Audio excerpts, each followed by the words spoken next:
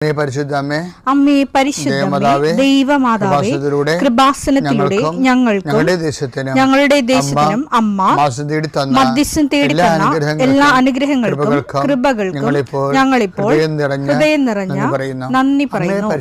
അമ്മേ പരിശുദ്ധമേ, ദൈവമാതാവേ, 2004 ഡിസംബർ 7 ഉച്ചകഴിഞ്ഞ് 2:30 കൃപാസനത്തിൽ സംഭവിച്ച അമ്മയുടെ പ്രത്യക്ഷപ്പെടലിനെ കുറിച്ച് തിരുസഭയ്ക്ക് സമർപ്പിച്ചിരിക്കുന്ന പഠനരേഖകളുടെ മേൽ സഭാത്മകമായ പഠനം ആരംഭിക്കുവാൻ ഞങ്ങൾ പ്രാർത്ഥിക്കുന്നു. അമ്മേ പരിശുദ്ധമേ, ഭൂസ്വർലോകങ്ങളുടെ രാജ്ഞിയായ അങ്ങേയ്ക്ക് ഭൗമസംരക്ഷണത്തിനായി പ്രപഞ്ചപ്രകൃതിയെ തന്നെ തിരുസഭ പ്രതിഷ്ഠിക്കുവാൻ ഈ പ്രത്യക്ഷീകരണം വഴി ഇടയാക്കണമേ. പരിശുദ്ധമേ, ജപമാല മാതാവേ, സകല കൃപാസനം പ്രാർത്ഥനയോടും ചേർത്ത് ഞങ്ങളിപ്പോൾ പ്രാർത്ഥിക്കുന്ന ഈ കുടുംബത്തിന്റെ പ്രത്യേക നിയോഗം മക്കളെ.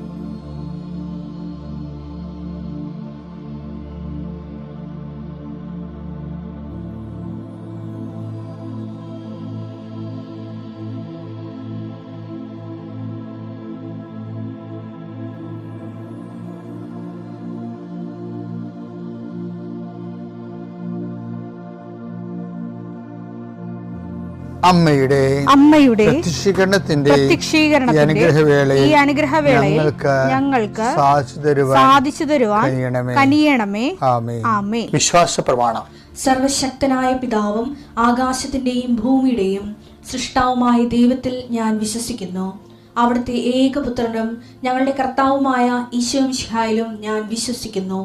ഈ പുത്രൻ പരിശുദ്ധാത്മാവിനാൽ ഗർഭസ്ഥനായി കന്യകാമറിയത്തിൽ നിന്ന് പിറന്ന് പൊന്തിയോസ് പീലാത്തോസിന്റെ കാലത്ത് പീഡകൾ സഹിച്ച് കുരിശിൽ തറയ്ക്കപ്പെട്ട് മരിച്ച് അടക്കപ്പെട്ട് പാതാളങ്ങളിൽ ഇറങ്ങി മരിച്ചവരുടെ ഇടയിൽ നിന്ന് 3-ാം നാൾ ഉയർത്ത് സ്വർഗത്തിലേക്ക് എഴുന്നള്ളി സർവശക്തിയുള്ള പിതാവായ ദൈവത്തിന്റെ വലതുഭാഗത്തിരിക്കുന്നു. അവിടെ നിന്ന് ജീവിക്കുന്നവരെയും മരിച്ചവരെയും വിധിക്കുവാൻ വരുമെന്നും ഞാൻ വിശ്വസിക്കുന്നു. പരിശുദ്ധാത്മാവിലും ഞാൻ വിശ്വസിക്കുന്നു. വിശുദ്ധ കത്തോലിക്കാ സഭയിലും പുണ്യവാന്മാരുടെ ഐക്യത്തിലും പാപങ്ങളുടെ മോചനത്തിലും ശരീരത്തിന്റെ ഉയർപ്പിലും നിത്യമായ ജീവിതത്തിലും ഞാൻ വിശ്വസിക്കുന്നു. ആമേൻ. സ്വർഗ്ഗസ്ഥനായ ഞങ്ങളുടെ പിതാവേ, അങ്ങയുടെ നാമം പൂജിതമാകണമേ. അങ്ങയുടെ രാജ്യം വരണമേ. അങ്ങയുടെ തിരുമനസ് സ്വർഗത്തിലെ പോലെ ഭൂമിയിലുമാകണമേ. അന്നു വേണ്ടുന്ന ആഹാരം ഇന്ന് ഞങ്ങൾക്ക് തരണമേ. ഞങ്ങളോട് തെറ്റ് ചെയ്യുന്നവരോട് ഞങ്ങൾ ക്ഷമിക്കുന്നത് പോലെ ഞങ്ങളുടെ തെറ്റുകൾ ഞങ്ങളോടും ക്ഷമിക്കണമേ. ഞങ്ങളെ പ്രലോഭനത്തിൽ ഉൾപ്പെടുത്തരുതേ, തിന്മയിൽ ഞങ്ങൾ രക്ഷിക്കണമേ. ആമേൻ. നന്മ നിറഞ്ഞ മറിയമേ, സ്വസ്തി. കർത്താവ് അങ്ങയുടെ കൂടെ സ്ത്രീകളിൽ അങ്ങ് അനുഗ്രഹിക്കപ്പെട്ടവളാകുന്നു. അങ്ങയുടെ ഉദരത്തിൻ ഫലമായി ഈശോ അനുഗ്രഹിക്കപ്പെട്ടവനാകുന്നു. പരിശുദ്ധ മറിയമേ, തമ്പുരാന്റെ അമ്മേ, പാപികളായ ഞങ്ങൾക്ക് വേണ്ടി ഇപ്പോഴും ഞങ്ങളുടെ മരണസമയത്തും തമ്പുരാനോട് അപേക്ഷിക്കണമേ. ആമേൻ. കർത്താവേ, നിന്റെ ഉന്നതമായ നാമത്തിന് സ്വസ്ഥം ചെയ്യുന്നു. കർത്താവേ, നിന്റെ വിശുദ്ധ പൗരോഹിത്യത്തെ മഹത്വപ്പെടുത്തണമേ. കർത്താവെ, സഭയിലുള്ള സാന്നിധ്യം ദൃഢമാക്കണമേ. 39 വർഷം ഞാൻ അർപ്പിച്ച കൃപാന്റെ യുഗതിയായി കൃപാസ്ഥാന ജീവനോടെ പ്രത്യക്ഷപ്പെട്ട മാതാവിൻ്റെ മാധ്യസ്ഥയിൽ അത്താറയിൽ നടന്ന 10,000-കണക്കിന് ആരാധന ശക്തിയാൽ എൻ്റെ മക്കളെ, നിങ്ങൾ ആശീർവാദത്തിൽ ആലംബിച്ചുകൊണ്ട് നിങ്ങൾക്ക് പഠിക്കാൻ അത്രയും പഠിക്കുക. ബാക്കി കൃപാസ്ഥാന മാതാവ് നിങ്ങളുടെ വീട്ടിൽ വരും. നിങ്ങളുടെ എല്ലാ പോരായ്മകളെ അമ്മ പരിഹരിക്കുന്ന എത്രയോ സാക്ഷ്യങ്ങൾ നമുക്കുണ്ട്. കർത്താവെ, ജീവിതമാർഗം മുട്ടിപ്പോയവരുണ്ട്, വീട് സ്ഥലവും ഇല്ലാത്തവരുണ്ട്, വിവാഹം ഒത്തുവരാത്തവരുണ്ട്, മക്കൾ ദുർനടപ്പിൽ പോയിട്ട് വേദനിക്കുന്നവരുണ്ട്. എല്ലാ മേഖലകളിലും എന്തെല്ലാം വേദന നീ അനുഭവിക്കുന്നുണ്ടോ അവിടെ എല്ലാം ഈ ദിവസം കർത്താവ് നിന്നെ ആശീർവദിക്കട്ടെ. നീ കണ്ടുമുട്ടുന്ന വ്യക്തികളെ കർത്താവ് ആശീർവദിക്കട്ടെ. നീ ഒപ്പിടുന്ന രേഖകളെ കർത്താവ് ആശീർവദിക്കട്ടെ. നീ ലോൺ എടുക്കാൻ പോവുകയോ സാമ്പത്തിക വിഷയങ്ങൾ സംസാരിക്കാൻ പോവുകയോ ചെയ്യുന്ന ഇടങ്ങളിൽ കർത്താവ് നിനക്ക് തുണ വരട്ടെ.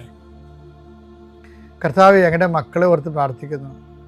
അവിടെ ക്രിസ്മസ് പരീക്ഷയ്ക്ക് വേണ്ടി മക്കൾ ഒരുങ്ങാൻ പോവുകയാണ് ഈശോയെ. ആത്മാർത്ഥമായി പഠിക്കുന്ന മക്കളുണ്ട് ഈശോയെ. പഠിച്ചിട്ട് കയറാത്ത മക്കളുണ്ട്, പഠിക്കാൻ പറ്റാത്തവരുണ്ട് ഈശോയെ. വീട്ടിലെ സ്ഥിതി കാരണം മനസ്സ് മരവിച്ചിരിക്കുന്ന കുഞ്ഞുങ്ങളുണ്ട്. അവരെല്ലാം ഞാൻ ആശീർവദിക്കുന്നു. എൻ്റെ കർത്താവിൻ്റെ ഉന്നതമായ നാമത്തിൽ, സഭയുടെ അധികാരത്തിൽ, കുരിശടയാളത്തിൽ, കൃപാസനത്താറെ ജീവനോടെ പ്രത്യക്ഷപ്പെട്ട മാതാവിൻ്റെ മധ്യസ്ഥത്തിന് രോഗപീഠകളെ ഈശ്വനാമത്തിൽ സൗഖ്യം പ്രാപിക്കട്ടെ. എൻ്റെ പ്രിയപ്പെട്ടവരെ, ഈ ജ്ഞാനമില്ലേ, ദൈവജ്ഞാനം, മാതാവിന് സിസ്റ്റർ വിശ്വനൊക്കെ പറയത്തില്ലേ, ജ്ഞാനം എന്ന് പറയുന്നത് ഈ ദൈവത്തിൻ്റെ മനസ്സ് പ്രീലോഡ് ചെയ്യുന്ന ഒരു പ്രോസസ്സാണ്. ദൈവത്തിൻ്റെ മനസ്സ് എന്ത് കറണ്ടിൽ അതിലെന്താണ് ഫ്ലോ ചെയ്യുന്നത് അത് നമുക്ക് ലൂപ്പ് ചെയ്ത് ടാപ്പ് ചെയ്തെടുക്കാൻ പറ്റുന്നതിനാണ് ജ്ഞാനം എന്ന് പറയുന്നത്. അപ്പോൾ പൗലോസ് അത് കുറേ നാൾ പ്രെയർ ചെയ്ത് കഴിയുമ്പോൾ നമുക്ക് ജ്ഞാനവരം കിട്ടും. അപ്പോൾ അതെന്താ പൗലോസ് പറയുന്നുണ്ടേ, ഞങ്ങളാകട്ടെ യേശു ക്രിസ്തുവിൻ്റെ മനസ്സറിയുന്നെന്ന്. അതാണ് ജ്ഞാനം എന്ന് പറയുന്നത്. 1 Corinthians 2:16 കർത്താവിനെ പഠിപ്പിക്കാൻ തക്കവിധം അവിടുത്തെ മനസ്സറിഞ്ഞവൻ ആരുണ്ട്? ഞങ്ങളാകട്ടെ ക്രിസ്തുവിന്റെ മനസ്സറിയുന്നു. ഇതിനാണ് ജ്ഞാനം എന്ന് പറയുന്നത്. അല്ലാതെ നമ്മളെ അനുഭവജ്ഞാനമല്ല. ഇപ്പം ചില അനുഭവം ഉണ്ടാക്കുന്നു. പ്രായോഗികമായി ജ്ഞാനത്തിൽ കുറേ പരിചയം കിട്ടിക്കഴിയുമ്പോൾ അതിൻ്റെ ഒരു നോഹവ് കിട്ടുന്ന ജ്ഞാനസൂത്രം അതല്ല, അത് ഭൗതികമായി. ആധ്യാത്മിക ജ്ഞാനം എന്ന് പറയുന്നത് ക്രിസ്തുവിൻ്റെ മനസ്സറിയുന്നതാണ്. അപ്പോൾ ക്രിസ്തുവിൻ്റെ മനസ്സെന്ന് പറയുമ്പോൾ ദൈവം ആത്മാവാകുന്നു, ദൈവത്തോട് യോജിക്കുന്നവൻ ആത്മാവിനോട് യോജിക്കുന്നു. ഇപ്പം നമ്മൾ ഈ വചനത്തിൽ അധിഷ്ഠിതമായി ജീവിച്ച് കഴിയുമ്പോൾ ഒരു ആധ്യാത്മിക വ്യാപാരമാണത്. ആ വ്യാപാരത്തിലൂടെ ദൈവത്തിൻ്റെ മനസ്സുമായിട്ട് ആത്മാവുമായിട്ട് നമ്മൾ യോജിക്കുന്നു. 1 Corinthians 6:17 കർത്താവുമായി സംയോജിക്കുന്നവൻ. അപ്പോൾ അത് സാധ്യമാണത്. കർത്താവുമായി സംയോജിക്കുന്നവൻ അവിടുത്തോട് ഏകാത്മാവായി തീരുന്നു. ഏകാത്മാവായി തീരുന്നു. കാര്യം എന്താ വെച്ചാൽ ദൈവം ആത്മാവായത് കൊണ്ടാണ്. അപ്പം അതിൻ്റെ വിഷയത്തിൽ അപ്പം നിങ്ങൾക്ക് അത് ഏകാത്മാവായി തീരണമെങ്കിൽ ഓക്സിജൻ വലിച്ചു വിടണമെന്ന് ചോദിക്കും. ചില ആൾക്കാർക്ക് യോഗ എടുത്തിട്ട് വലിച്ചു കയറ്റിയിട്ട് കർത്താവ് അകത്ത് കയറിയിരിക്കണം എന്ന് പറഞ്ഞത്, കർത്താവ് പുറത്ത് പോകണം, പിന്നെ കാർബൺ ഡൈ ഓക്സൈഡ് പുറത്ത്. അതേ അഭ്യാസം. അങ്ങനെ എന്തുമാത്രം തലമുറകൾ പറ്റിക്കപ്പെട്ട് ശരിക്കാം. അതല്ല സംഭവം. യോഹന്നാൻ 4:24 ദൈവം ആത്മാവാണ്. ഓക്കെ. ഇനി ഈ ആത്മാവ് നമ്മുടെ ആത്മാവുമായി ചേർന്നിട്ട് മധ്യസ്ഥം വഹിക്കുന്നതിനെ കുറിച്ച് പൗലോസ് അപ്പോസ്തലൻ പറയുന്നുണ്ട്. റോമ 8:27 ഹൃദയങ്ങൾ പരിശോധിക്കുന്നവൻ ആത്മാവിന്റെ ഇംഗിതം ഗ്രഹിക്കുന്നു. എന്തെന്നാൽ ആത്മാവ് ദൈവഹിതമനുസരിച്ചാണ് വിശുദ്ധർക്ക് വേണ്ടി മധ്യസ്ഥം വഹിക്കുന്നത്. ആത്മാവ് ദൈവഹിതം അനുസരിച്ചാണ് നമുക്ക് വേണ്ടി മധ്യസ്ഥം വഹിക്കുന്നത്. ഇനി രസം എന്ന് പറഞ്ഞാൽ ഇങ്ങനെ ദൈവഹിതം അനുസരിച്ച് നമ്മൾ ഓട്ടോമാറ്റിക്കായിട്ട് നയിക്കപ്പെടുന്നില്ലേ, അതിനെക്കുറിച്ച് പൗലോസ് അപ്പോസ്തലൻ പറയുന്നുണ്ട്. 8:14 റോമ. ദൈവാത്മാവിനാൽ നയിക്കപ്പെടുന്നവരെ ദൈവത്തിന്റെ പുത്രന്മാരാണ്, ദൈവത്തിന്റെ മക്കളാണ്. അപ്പം ദൈവാത്മാവ് നയിക്കപ്പെടുന്ന വെച്ച് കഴിഞ്ഞാൽ ആത്മാവ് നേരത്തെ നമ്മൾ കണ്ട് ദൈവഹിതം അനുസരിച്ചാണ് ദൈവത്തിൻ്റെ ഇംഗിതം മനസ്സിലാക്കി മധ്യസ്ഥം വഹിക്കുന്നത്. അപ്പോൾ ദൈവത്തിൻ്റെ ഇംഗിതം അനുസരിച്ച് എന്നുവെച്ചാൽ ദൈവത്തിൻ്റെ ഹിതം എവിടെ നിന്ന് കിട്ടും? നമുക്ക് വചനത്തിൽ നിന്ന് കിട്ടും, പാരമ്പര്യത്തിൽ നിന്ന് കിട്ടും, പിന്നെ സഭയുടെ പ്രബോധനങ്ങളിൽ നിന്ന് കിട്ടും, സുപ്പീരിയേഴ്സിൻ്റെ വഴിനടത്തലിൽ നിന്ന് കിട്ടും. അങ്ങനെ വ്യത്യസ്തമായ രീതിയിൽ ദൈവഹിതം നമുക്ക് കിട്ടും. അപ്പം അത് വഴി തന്നെ സഞ്ചരിക്കുന്ന ആൾക്കാരാണ് ദൈവാത്മാവ് നയിക്കപ്പെടുന്നവർ. ഇപ്പോൾ ദൈവത്തിൻ്റെ മക്കളാണ്. ഇങ്ങനെ വരുമ്പോൾ എന്താ വിഷയം വെച്ച് കഴിഞ്ഞാൽ ദൈവാത്മാവിനെ നയിക്കപ്പെടുന്നവർ ആ ഒരു ലെവലിലേക്ക് വരുമ്പോൾ ആ ഒരു ലെവലിൽ നമ്മൾ ആധ്യാത്മികത ക്രമീകരിക്കണമെങ്കിൽ നമുക്ക് ഫസ്റ്റായിട്ട് നമ്മുടെ ഭാഗത്തു നിന്ന് ശ്രമം ഉണ്ടാകണം. അത്രേ ഉള്ളൂ. പരമാവധി ദൈവഹിതം അനുസരിച്ച് ജീവിക്കാൻ വേണ്ടി ഞങ്ങളെ സഹായിക്കണമേ എന്ന് നമ്മൾ പ്രാർത്ഥിക്കണം. പക്ഷേ നമ്മളെപ്പോഴും ശ്രദ്ധിക്കേണ്ട ഒരു കാര്യമുണ്ട്. ഈ ബയോ വേസ്റ്റ് എന്ന് പറയുന്നത്, നമ്മൾ ബയോ വേസ്റ്റ് വായിക്കില്ലേ, ഇപ്പോൾ പ്ലാസ്റ്റിക് വേസ്റ്റ്, പിന്നെ ബയോ വേസ്റ്റ്, മനുഷ്യനുണ്ടാക്കുന്ന വേസ്റ്റുകൾ, ചോറ്, അതേപോലെയുള്ള എല്ലാ സംഭവങ്ങളും, അതായത് അലിഞ്ഞു പോകുന്ന മിനറൽസും അടങ്ങിയിട്ടുള്ള ബയോ വേസ്റ്റുകൾ. ഈ ബയോ വേസ്റ്റുകളെ അതുപോലെ തന്നെ ആധ്യാത്മിക ജീവിതത്തിലും ഭൗതിക ജീവിതത്തിലും ബയോ വേസ്റ്റുകളുണ്ടാകും. പ്രാർത്ഥന ഏറ്റവും വലിയ, അതാണ് ഞാൻ പറയുന്നത്, ഏറ്റവും വലിയ ജ്ഞാനമെന്ന് പറയുന്നത് പ്രാർത്ഥിക്കാനുള്ള ഒരു മനുഷ്യൻ്റെ ദൈവഹിതത്തോട് ചേർന്ന് നിന്നുകൊണ്ട് പ്രാർത്ഥിക്കാൻ കഴിയുന്ന ഒരു മനുഷ്യൻ്റെ ആധ്യാത്മികതയാണ് പ്രാർത്ഥന ഉൽപ്പാദിപ്പിക്കുന്നത്. ഈ പ്രാർത്ഥന ഉൽപ്പാദിപ്പിച്ച് കഴിഞ്ഞാൽ ഗുണം വെച്ച് കഴിഞ്ഞാൽ ബയോ വേസ്റ്റുകൾ കുറക്കാൻ പറ്റും. ഇപ്പം ചില ആൾക്കാർ ഒരു സമയത്ത് കട തുടങ്ങി. അപ്പം എനിക്കൊരു മനുഷ്യനറിയാം. ആ മനുഷ്യൻ ആദ്യം കട തുടങ്ങി, പീഡിയക്കട. അത് 5-6 കൊല്ലം നാട്ടുകാർ, എൻ്റെ നാട്ടിൻപുറത്തൊക്കെ അറിയാടിയാണ്. അത് നാട്ടുകാർ കൊണ്ടുപോയി പറ്റുപുസ്തകം ബാക്കിയും കട അടക്കുകയും ചെയ്തു.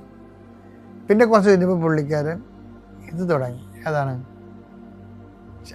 പീഡിയക്കട ചായക്കടയാക്കി.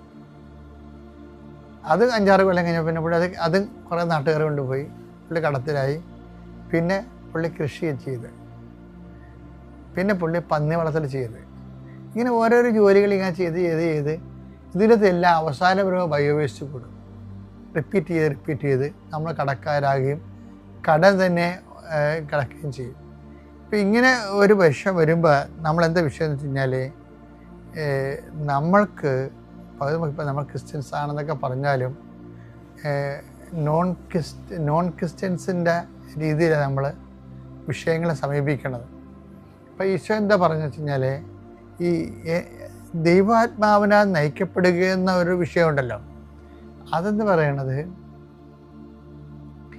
നമ്മൾ ഇപ്പോൾ നീ നടക്കേണ്ട വഴി നിൻ്റെ മുഖത്ത് നോക്കി നീ ഉപദേശിക്കുന്നില്ലേ, വരാനിരിക്കുന്ന കാര്യങ്ങൾ അവൻ നിന്നോട് പറയും. ഇതെല്ലാം ഒരുമിച്ച് വായിക്കേണ്ട സംഭവമാണ്.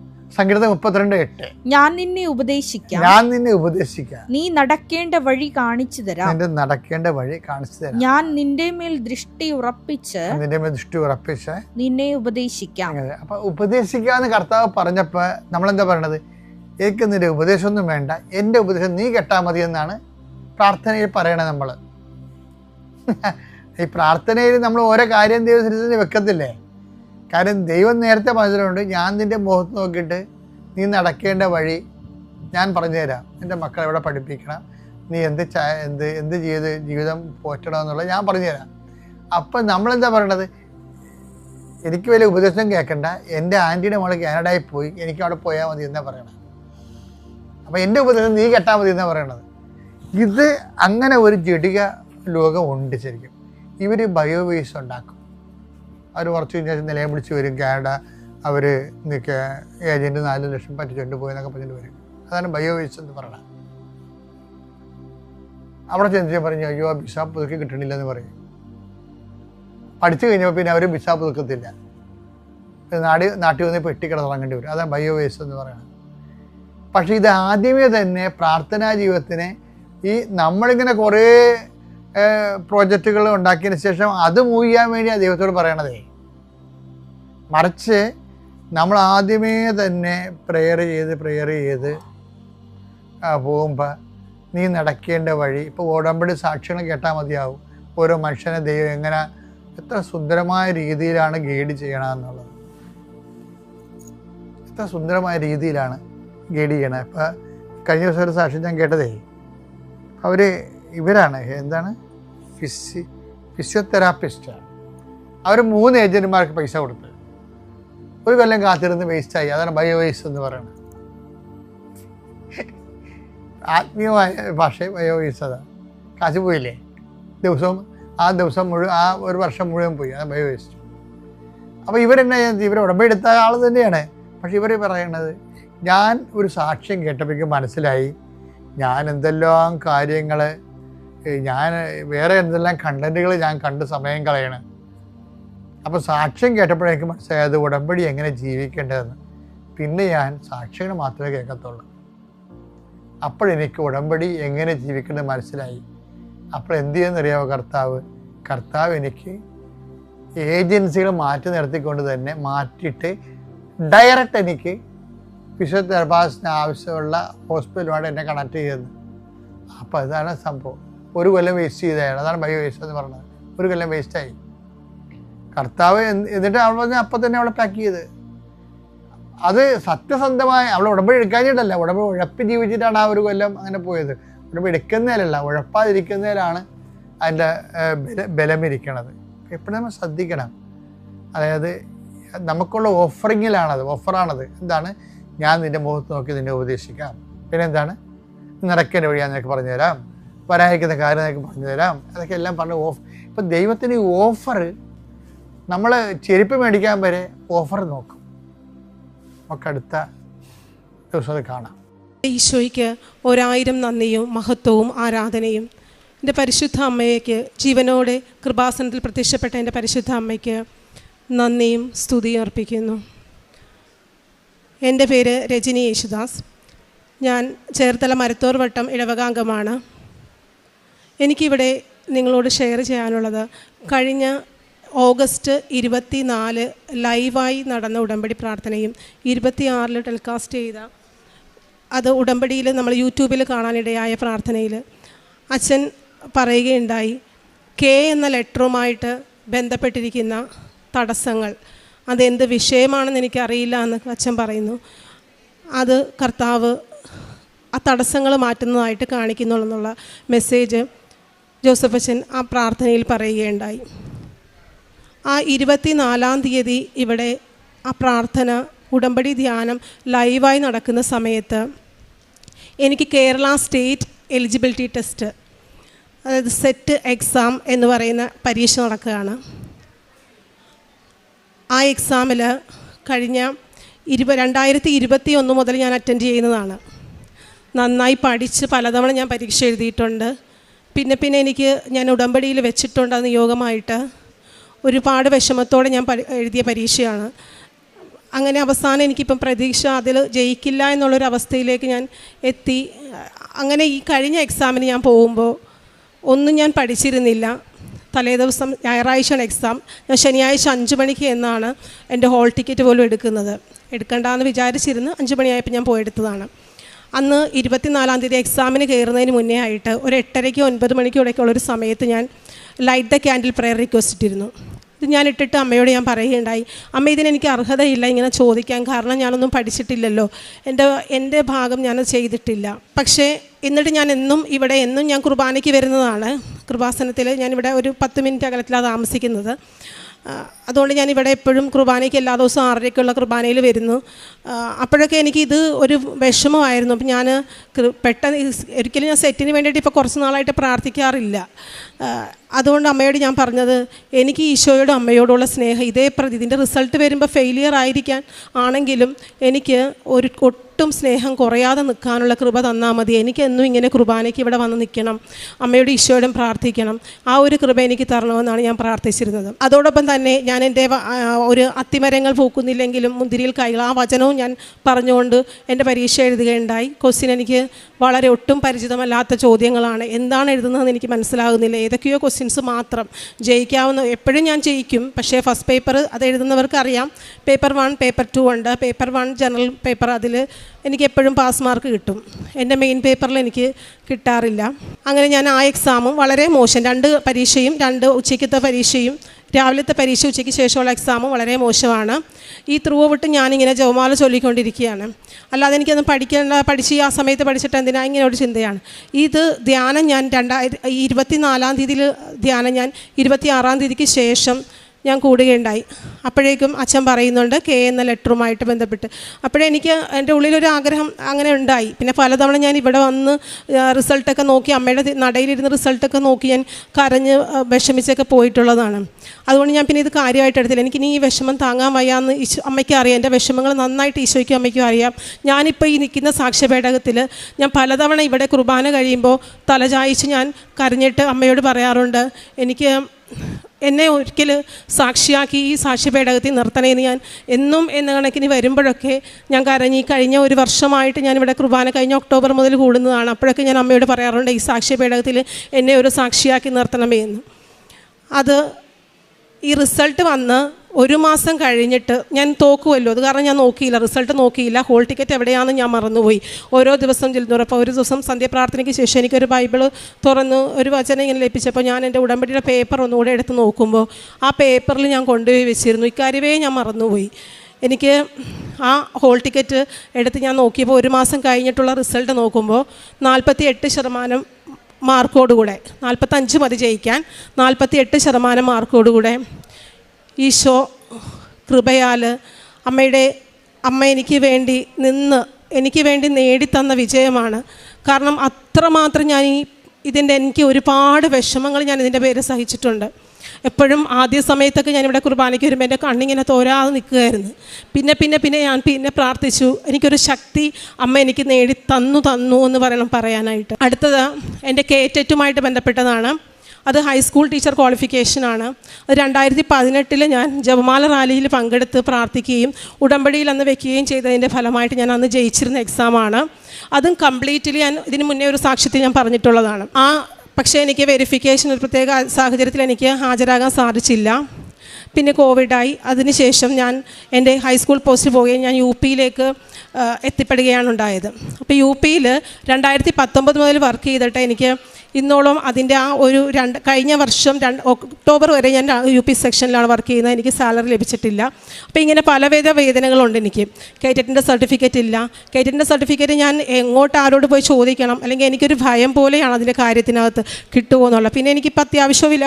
എൻ്റെ ഏകദേശം കുറച്ച് വർഷങ്ങളായിട്ട് ഒരു കേസിൽ കിടക്കുന്ന പോസ്റ്റ് ആയതുകൊണ്ട് ഇതിങ്ങനെ നിൽക്കുകയാണ്.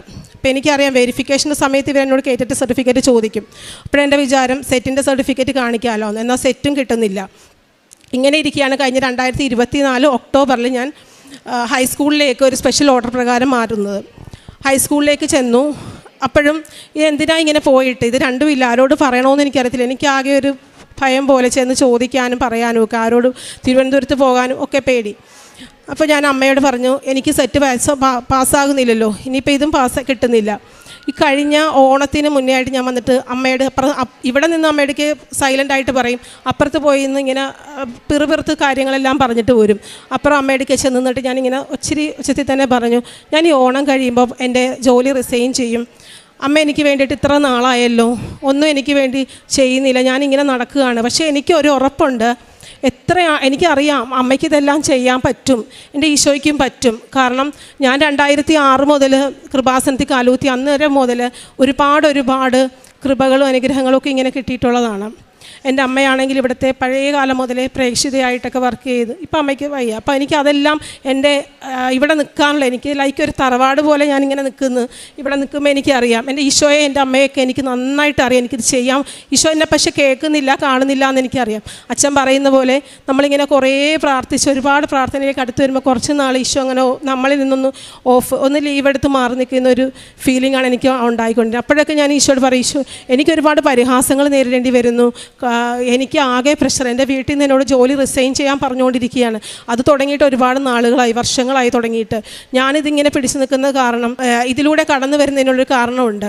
അപ്പോൾ അമ്മയോട് ഇതും ഞാൻ പറഞ്ഞിട്ട് പോയി. ഒരു 4-5 ദിവസം കഴിഞ്ഞപ്പോൾ എനിക്ക് മാനേജ്മെൻറ്റിൽ നിന്ന് വിളി വരുന്നു, ഞാൻ വെരിഫിക്കേഷന് ചെല്ലാം, എൻ്റെ ഈ സർട്ടിഫിക്കറ്റ് ഇല്ല. അവിടെ ചെന്ന് കഴിഞ്ഞ് സാറിനോടൊക്കെ എന്ത് പറയുമെന്ന് എനിക്കറിയത്തില്ല. ഞാൻ വളരെ ഭയത്തോടു കൂടെ തന്നെയാണ് ഉപ്പിട്ട് പ്രാർത്ഥിച്ച് ഞാൻ ഓഫീസിൽ ചെന്ന് സാറിനോട് ഞാൻ പറഞ്ഞു, സർട്ടിഫിക്കറ്റ് ഇല്ല, എൻ്റെ കയ്യിൽ കയറ്റിട്ടില്ല. അപ്പോൾ സാറ് കാരണം ചോദിച്ച് ഞാൻ പറഞ്ഞു, ഇങ്ങനെ ഇത്ര വർഷമായല്ലോ, ഇത്ര ഗ്യാപ്പായല്ലോ. പക്ഷേ സാറ് കർത്താവിൻ്റെ ഈ പരിശുദ്ധ അമ്മയുടെയും ഇടപെടലാൽ സാർ എൻ്റെ കൂടെ വന്നിട്ട് വേറൊരു സെക്ഷനിൽ കൊണ്ടുവന്ന് ആ മാഡത്തിന് എന്നെ പരിചയപ്പെടുത്തി എന്നോട് പറഞ്ഞു അടുത്ത ദിവസം വരൂ വെരിഫിക്കേഷന് വരാൻ പറഞ്ഞു.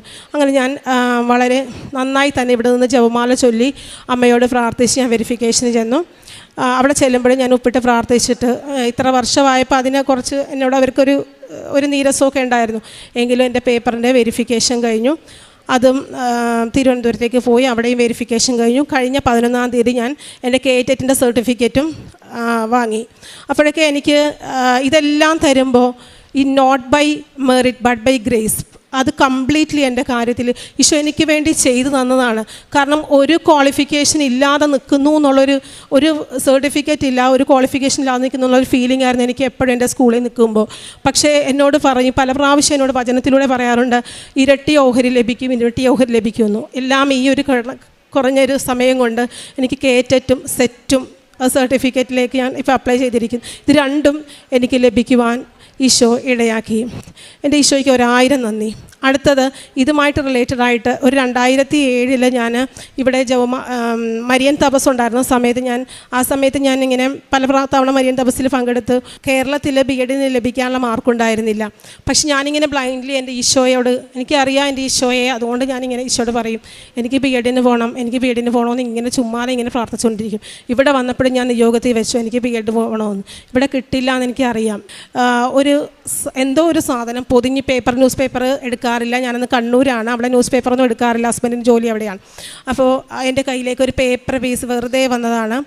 അത് ഞാൻ തുറന്നു നോക്കുമ്പോൾ മാഹിയിലൊരു കോളേജിലേക്കുള്ള അഡ്മിഷനാണ്. എനിക്ക് ഉള്ള മാർക്ക് വെച്ചിട്ട് അവിടെ ആ ഒരു റിസർവേഷൻ, നമ്മുടെ OBCയിൽ പെടുന്ന ആ ഒരു സീറ്റിന് വേണ്ടിയിട്ട് എനിക്ക് അവിടെ അഡ്മിഷൻ ലഭിക്കുന്നു. അപ്പം ഞാൻ താമസിക്കുന്നതും കണ്ണൂരാണ്. എനിക്ക് മാഹിയിലേക്ക് അഡ്മിഷൻ റെഡിയാകുന്നു. അങ്ങനെ അതെൻ്റെ ജീവിതത്തിനകത്ത് ഒരിക്കലും മറക്കാനാവാത്ത ഒരു അനുഭവമായിരുന്നു. അതുകൊണ്ട് തന്നെ എനിക്ക് ഈ ഒരു കാലയളവിലുണ്ടായ എന്ത് സഹനങ്ങളെയും ഞാൻ ഇങ്ങനെ ഒരുപാട് ഇതിന് മുന്നേ ഉള്ള ഇങ്ങനെയുള്ള കൃപകൾ എനിക്ക് ഒരുപാട് കിട്ടിയിട്ടുള്ളതുകൊണ്ട് തന്നെ ഞാനിങ്ങനെ പതറാതെ നിൽക്കും. എനിക്ക് പരിഹാസങ്ങൾ ഈ പ്രാർത്ഥനയിലൂടെ വീട്ടിൽ നിന്ന് പോലും എനിക്ക് നേരിടേണ്ടി വരുന്നുണ്ട്. എപ്പോഴും പ്രാർത്ഥിച്ചുകൊണ്ടിരുന്നാൽ മതിയോ, പഠിക്കണ്ടേ എന്നൊക്കെ ചോദിച്ചിട്ട് എൻ്റെ ഈ ഒരു പ്രായത്തിൽ ഞാൻ അമ്മയോട് പറയും, ഈശോയോട് പറയും, എൻ്റെ കുറവുകളെല്ലാം നിങ്ങൾക്ക് രണ്ടാൾക്കും അറിയാമല്ലോ. ഞാനിവിടെ നിന്ന് കുർബാനയ്ക്ക് നിൽക്കുമ്പോൾ ഈ അമ്മയോട് ഈശോയോടും പറഞ്ഞു, എന്നെ ഈ നടുക്ക് നിർത്തണേ. കാരണം എനിക്ക് പറയാൻ ആരുമില്ല, എന്നെ വിഷമം മനസ്സിലാക്കാൻ ആരുമില്ല. ഞാൻ ഒരിക്കൽ പോലും വിചാരിക്കുന്നില്ല എനിക്ക് ഈ സാക്ഷ്യപേടകത്തിൽ നിന്ന് ഇത്രയും ഈ സാക്ഷ്യം ഇങ്ങനെ പറയാൻ സാധിക്കുമെന്ന്. കാരണം എൻ്റെ കണ്ണുനീരോടുകൂടെ എനിക്കറിയാം സാക്ഷ്യം ഒരിക്കലും ഞാൻ പറയുമെന്നുള്ളത്. പക്ഷേ അപ്പോഴൊക്കെ ഞാൻ ഓർക്കും എനിക്ക് കണ്ണുനീര് തോരാതെ ഈ സാക്ഷ്യം പറയാനാവില്ല എന്ന്. പക്ഷേ ഇപ്പോഴെന്നെ ഇവിടെ ഇങ്ങനെ നിർത്തുമ്പോൾ ഈ സാക്ഷ്യം പറയുമ്പോൾ എൻ്റെ കണ്ണുനീര് പൊടിയാതെ ഇത് ഇത്രയും ഇങ്ങനെ പറഞ്ഞു തരുന്നത് പരിശുദ്ധ അമ്മ എൻ്റെ പുറകിൽ നിന്ന് എന്നെ സഹായിച്ചുകൊണ്ടിരിക്കുന്നതുകൊണ്ട് തന്നെയാണ്. അടുത്തതായി ഇതിപ്പോൾ ഇത്രയും കൃപകൾ എൻ്റെ ഈശോയ്ക്കും അമ്മയ്ക്കും 1000 നന്ദി. അടുത്തതായി എനിക്ക് കഴിഞ്ഞ വർഷത്തിൽ ഒരു എക്സ്റ്റേണൽ ഹെമറോയിഡ് അസുഖം ഉണ്ടായിരുന്നു. അതെനിക്ക് 3rd സ്റ്റേജ്, ഫസ്റ്റ് സ്റ്റേജും 2nd സ്റ്റേജും പോലും എനിക്ക് വന്നിട്ടില്ല. എനിക്കറിയില്ല ഇങ്ങനെ വരുന്നത് എന്താണെന്ന് എനിക്കറിയില്ല. പക്ഷേ എനിക്ക് സർജറി ആവശ്യമാണെന്ന് ഡോക്ടർ പറയുകയും സർജറിക്ക് ചെല്ലുന്നു. മരുന്ന് ഇവിടെ ആ സമയത്ത് തന്നെ അത് അസുഖം വെച്ചുകൊണ്ട് തന്നെ ഞാൻ ഇവിടെ ഒന്ന് ഉടമ്പടി പുതുക്കാനായിട്ട് വന്നിരുന്നു. അന്ന് ഞാൻ ഇത്രയും നാൾ ഇവിടെ വന്നിട്ടുള്ളതിൽ അനുഭവിച്ച ഏറ്റവും വലിയ തിരക്കായിരുന്നു. ഈ അവസ്ഥയിൽ എനിക്ക് ഒരുപാട് പ്രയാസം അനുഭവപ്പെട്ടു. എങ്കിൽ ഞാൻ ഉടമ്പടി എടുത്ത് പോയി നേർച്ച വസ്തുക്കൾ ഉപയോഗിക്കുകയും ചെയ്തു. അതിൻ്റെ ഫലമായിട്ട് ഞാൻ സർജറിക്ക് ചെന്നപ്പോൾ ഡോക്ടർ എന്നോട് പറയുകയാണ്, ഇപ്പോൾ കുഴപ്പമൊന്നുമില്ല, ഇപ്പോൾ സർജറി ഒന്നും വേണ്ട, അഡ്മിറ്റാകാൻ ചെന്നതാണ് ഞാൻ. അങ്ങനെ ഒരു അവസ്ഥ. ഈ കഴിഞ്ഞിടയ്ക്ക് അടുത്തതായി എൻ്റെ അമ്മയുടെ ഒരു സാക്ഷിയാണ്. അമ്മയ്ക്ക് കുറച്ച് വർഷങ്ങൾക്ക് മുമ്പേ തലഞ്ഞരമ്പിനൊരു തേയ്മാനം പോലെ കാണപ്പെട്ടതായിട്ട് പറയുന്നുണ്ട്. പക്ഷേ അത് നമ്മൾ ഈ ഒരു പ്രായമായപ്പോൾ അത് സിവിയറായി കാണുമെന്നുള്ളൊരു വിചാരത്തിൽ തന്നെ വിഷമിച്ച് അമ്മയ്ക്ക് കൈവേദന വന്ന് MRI സ്കാനിങ്ങിന് കയറുമ്പോൾ ഞാൻ അമ്മയുടെ കാശ് രൂപ എൻ്റെ കയ്യിൽ പിടിച്ചുകൊണ്ട് ഞാൻ അമ്മയോട് പറയുന്നുണ്ട്, അമ്മയെ ഞാൻ സാക്ഷ്യം പറഞ്ഞോളാം, അമ്മയ്ക്ക് എൻ്റെ അമ്മച്ചിക്ക് ഒരു കുഴപ്പവുമില്ലാതെ ഈ സ്കാനിങ് റിസൾട്ട് വരണേന്ന്. അങ്ങനെ അമ്മയോട് പ്രാർത്ഥിച്ചതിൻ്റെ ഫലമായി അതും വലിയ കുഴപ്പങ്ങളൊന്നുമില്ലാതെ ആ സ്കാനിങ് റിസൾട്ട് വന്നു. ഇത്രയും എൻ്റെ ജീവിതത്തിൽ ചൊരിഞ്ഞു തന്ന അമ്മയ്ക്ക് നന്ദി അർപ്പിക്കുന്നു. കാരുണ്യ പ്രവൃത്തിയായിട്ട് ഞാനിങ്ങനെ പൈസയൊന്നും എൻ്റെ കയ്യിൽ കൊടുക്കാനായിട്ടൊന്നുമില്ല. പിന്നെ എന്തെങ്കിലും പൈസ വന്നു കഴിഞ്ഞാൽ എൻ്റെ ആദ്യത്തെ ചിന്ത തന്നെ എനിക്ക് അത് ആരെങ്കിലും സഹായിക്കുക എന്നുള്ളതാണ്. അപ്പോൾ ഞാൻ എൻ്റെ മക്കൾക്ക്, എൻ്റെ സ്കൂളിലെ കുട്ടികളിൽ ഒരുപാട് കുഞ്ഞുങ്ങൾ കുടുംബങ്ങളിൽ നിന്ന് വരുന്ന കുഞ്ഞുങ്ങളുണ്ട്. കുഞ്ഞുങ്ങൾ ആരെങ്കിലുമൊക്കെ ഞാൻ സഹായിക്കാറുണ്ട്. എൻ്റെ മക്കൾക്ക് ഉടുപ്പെടുത്താൽ ഞാൻ ഏതെങ്കിലും ഒരു കുഞ്ഞിനുള്ള ഡ്രസ്സിനുള്ള പൈസയും കൊടുക്കണമെന്ന് ആഗ്രഹിച്ച് അത് ഞാൻ എന്തെങ്കിലും ചെയ്യാറുണ്ട്. പിന്നെ ഹോസ്പിറ്റൽ വിസിറ്റ് ചെയ്തിട്ട് ചേർത്തല താലൂക്ക് ഹോസ്പിറ്റലിൽ ഞാൻ പോയിട്ട് അവിടെ എൻ്റെ കയ്യിൽ എന്തെങ്കിലും പണം ഞാൻ കരുതി അവിടെയുള്ള രോഗികൾക്ക് കൊടുക്കുകയും പരിശുദ്ധ അമ്മ ഉപ്പ് കൊടുക്കുകയും അമ്മയെപ്പറ്റി പറയുകയും സംസാരിക്കുകയും ഞാനിങ്ങനെ ഉടമ്പടിയുടെ ഭാഗമായിട്ട് വന്നതാണെന്നൊക്കെ പറഞ്ഞ് അവരോട് സംസാരിക്കുകയൊക്കെ ചെയ്തിട്ടുണ്ട്. പിന്നെ എൻ്റെ പ്രേക്ഷിത പ്രവർത്തനം ഞാൻ എപ്പോഴും വീടുകളിലാണ് കൊണ്ടു നടന്ന് ഞാൻ പേപ്പർ കൊടുക്കാറുള്ളത്. ഈ കുറഞ്ഞ നാളുകളായിട്ട് ഞാനിപ്പോൾ റോഡിൽ പിന്നെ ഏതെങ്കിലും ഒരു കമ്പനിയുടെയൊക്കെ ഫ്രണ്ടിൽ പോയി നിന്നിട്ട് എൻ്റെ ഈശോയുടെയും അമ്മയുടെയും സാക്ഷിയായിട്ട് നിന്നുകൊണ്ട് ഞാൻ പേപ്പർ കൊടുക്കാറുണ്ട്. പിന്നെ കുർബാന ഞാൻ മുടങ്ങാതെ തന്നെ അറ്റൻഡ് ചെയ്യാൻ നോക്കുന്നുണ്ട്. എപ്പോഴും ഞാൻ എൻ്റെ ഇവിടെ എത്തിച്ചേർന്ന് കുർബാന മുടങ്ങാതെ കൂടാറുണ്ട്. കൂടാതെ കുമ്പസാരം രണ്ടാഴ്ച കൂടുമ്പോൾ തന്നെ കുമ്പസാരിക്കാനും ശ്രമിക്കാറുണ്ട്. ഇത്രയും എൻ്റെ ജീവിതത്തിനകത്ത് എനിക്ക് ഇത്രയേറെ അനുഗ്രഹങ്ങൾ കൃപകളും അതിനപ്പുറം ഞാൻ ആത്മീയമായിട്ടുള്ള എൻ്റെ വളർച്ചയെന്ന് പറഞ്ഞാൽ ഞാനിങ്ങനെ പ്രാർത്ഥിക്കുന്നു. ഇപ്പോൾ എന്ത് പ്രാർത്ഥിക്കുമ്പോൾ എനിക്കിപ്പോൾ ഇവിടെ വന്ന് നിന്നാലും എൻ്റെ ആവശ്യങ്ങളൊന്നും എനിക്ക് വരത്തില്ല. ഞാൻ അപ്പോഴൊക്കെ പറയുന്നത് എനിക്ക് ഉടമ്പടി പാലിച്ച് വിശുദ്ധിയിലേക്ക് എത്താനുള്ള കൃപയ്ക്ക് വേണ്ടിയിട്ട് അതിൻ്റെ മനസ്സറിഞ്ഞുള്ള പ്രാർത്ഥനയാണ്. അങ്ങനെ ഒരു പ്രാർത്ഥിക്കാനുള്ളൊരു മാനസികാവസ്ഥ എന്നിൽ ഈശോ ഇത്രയും നാളിനുള്ളിൽ എൻ്റെ സങ്കടങ്ങളിലൂടെയൊക്കെ ഞാൻ കടന്നുപോയെങ്കിലും അതൊന്നും ഇപ്പോൾ എൻ്റെ ഓർമ്മയെ പോലും ഇല്ല. എന്നെ അറിയുന്നവർ ചോദിക്കും എങ്ങനെ ഈ സങ്കടങ്ങളെയൊക്കെ അതിജീവിച്ചെന്ന് ചോദിച്ചാൽ ഇപ്പം എനിക്ക് അതൊന്നും ഓർമ്മ പോലും ഇല്ലാത്തൊരു അവസ്ഥയിലാണ് നിൽക്കുന്നത്. അതെല്ലാം മായ്ച്ചു കളഞ്ഞിട്ട് ഈശോയോടുള്ള സ്നേഹവും പരിശുദ്ധ അമ്മയോടും ഉള്ള ആ ഒരു കടപ്പാടിലും എന്നും എൻ്റെ ഈശോയ്ക്കും അമ്മയ്ക്കും വേണ്ടി സാക്ഷിയായിട്ട് ജീവിക്കാനായിട്ട് ഞാൻ ആഗ്രഹിക്കുന്നു. ഈശോയെ നന്ദി. പരിശുദ്ധ അമ്മയ്ക്ക് 1000 സ്തുതി. എന്നിൽ വസിക്കുകയും എൻ്റെ വാക്കുകൾ നിങ്ങളിൽ നിലനിൽക്കുകയും ചെയ്യുമെങ്കിൽ ഇഷ്ടമുള്ളത് ചോദിച്ചു കൊള്ളുക, നിങ്ങൾക്ക് ലഭിക്കും. യോഹന്നാൻ്റെ സുവിശേഷം 15:7 വാക്യങ്ങളാണ്. രജനി യേശുദാസ് എന്ന മകൾക്ക് ലഭിച്ച അനുഗ്രഹങ്ങളുടെ ഒരു വലിയ ലിറ്റണിയാണ് നമ്മളിപ്പോൾ കേട്ടത്. ഉടമ്പടി ജീവിതം നയിച്ച ഒരു മകളുടെ ഓരോ കാര്യങ്ങളിലും മാതാവിൻ്റെ സാന്നിധ്യം വളരെ വ്യക്തമാണ്. ഓരോ പരീക്ഷ എഴുതാൻ പോകുമ്പോഴും വന്ന് പ്രാർത്ഥിക്കും.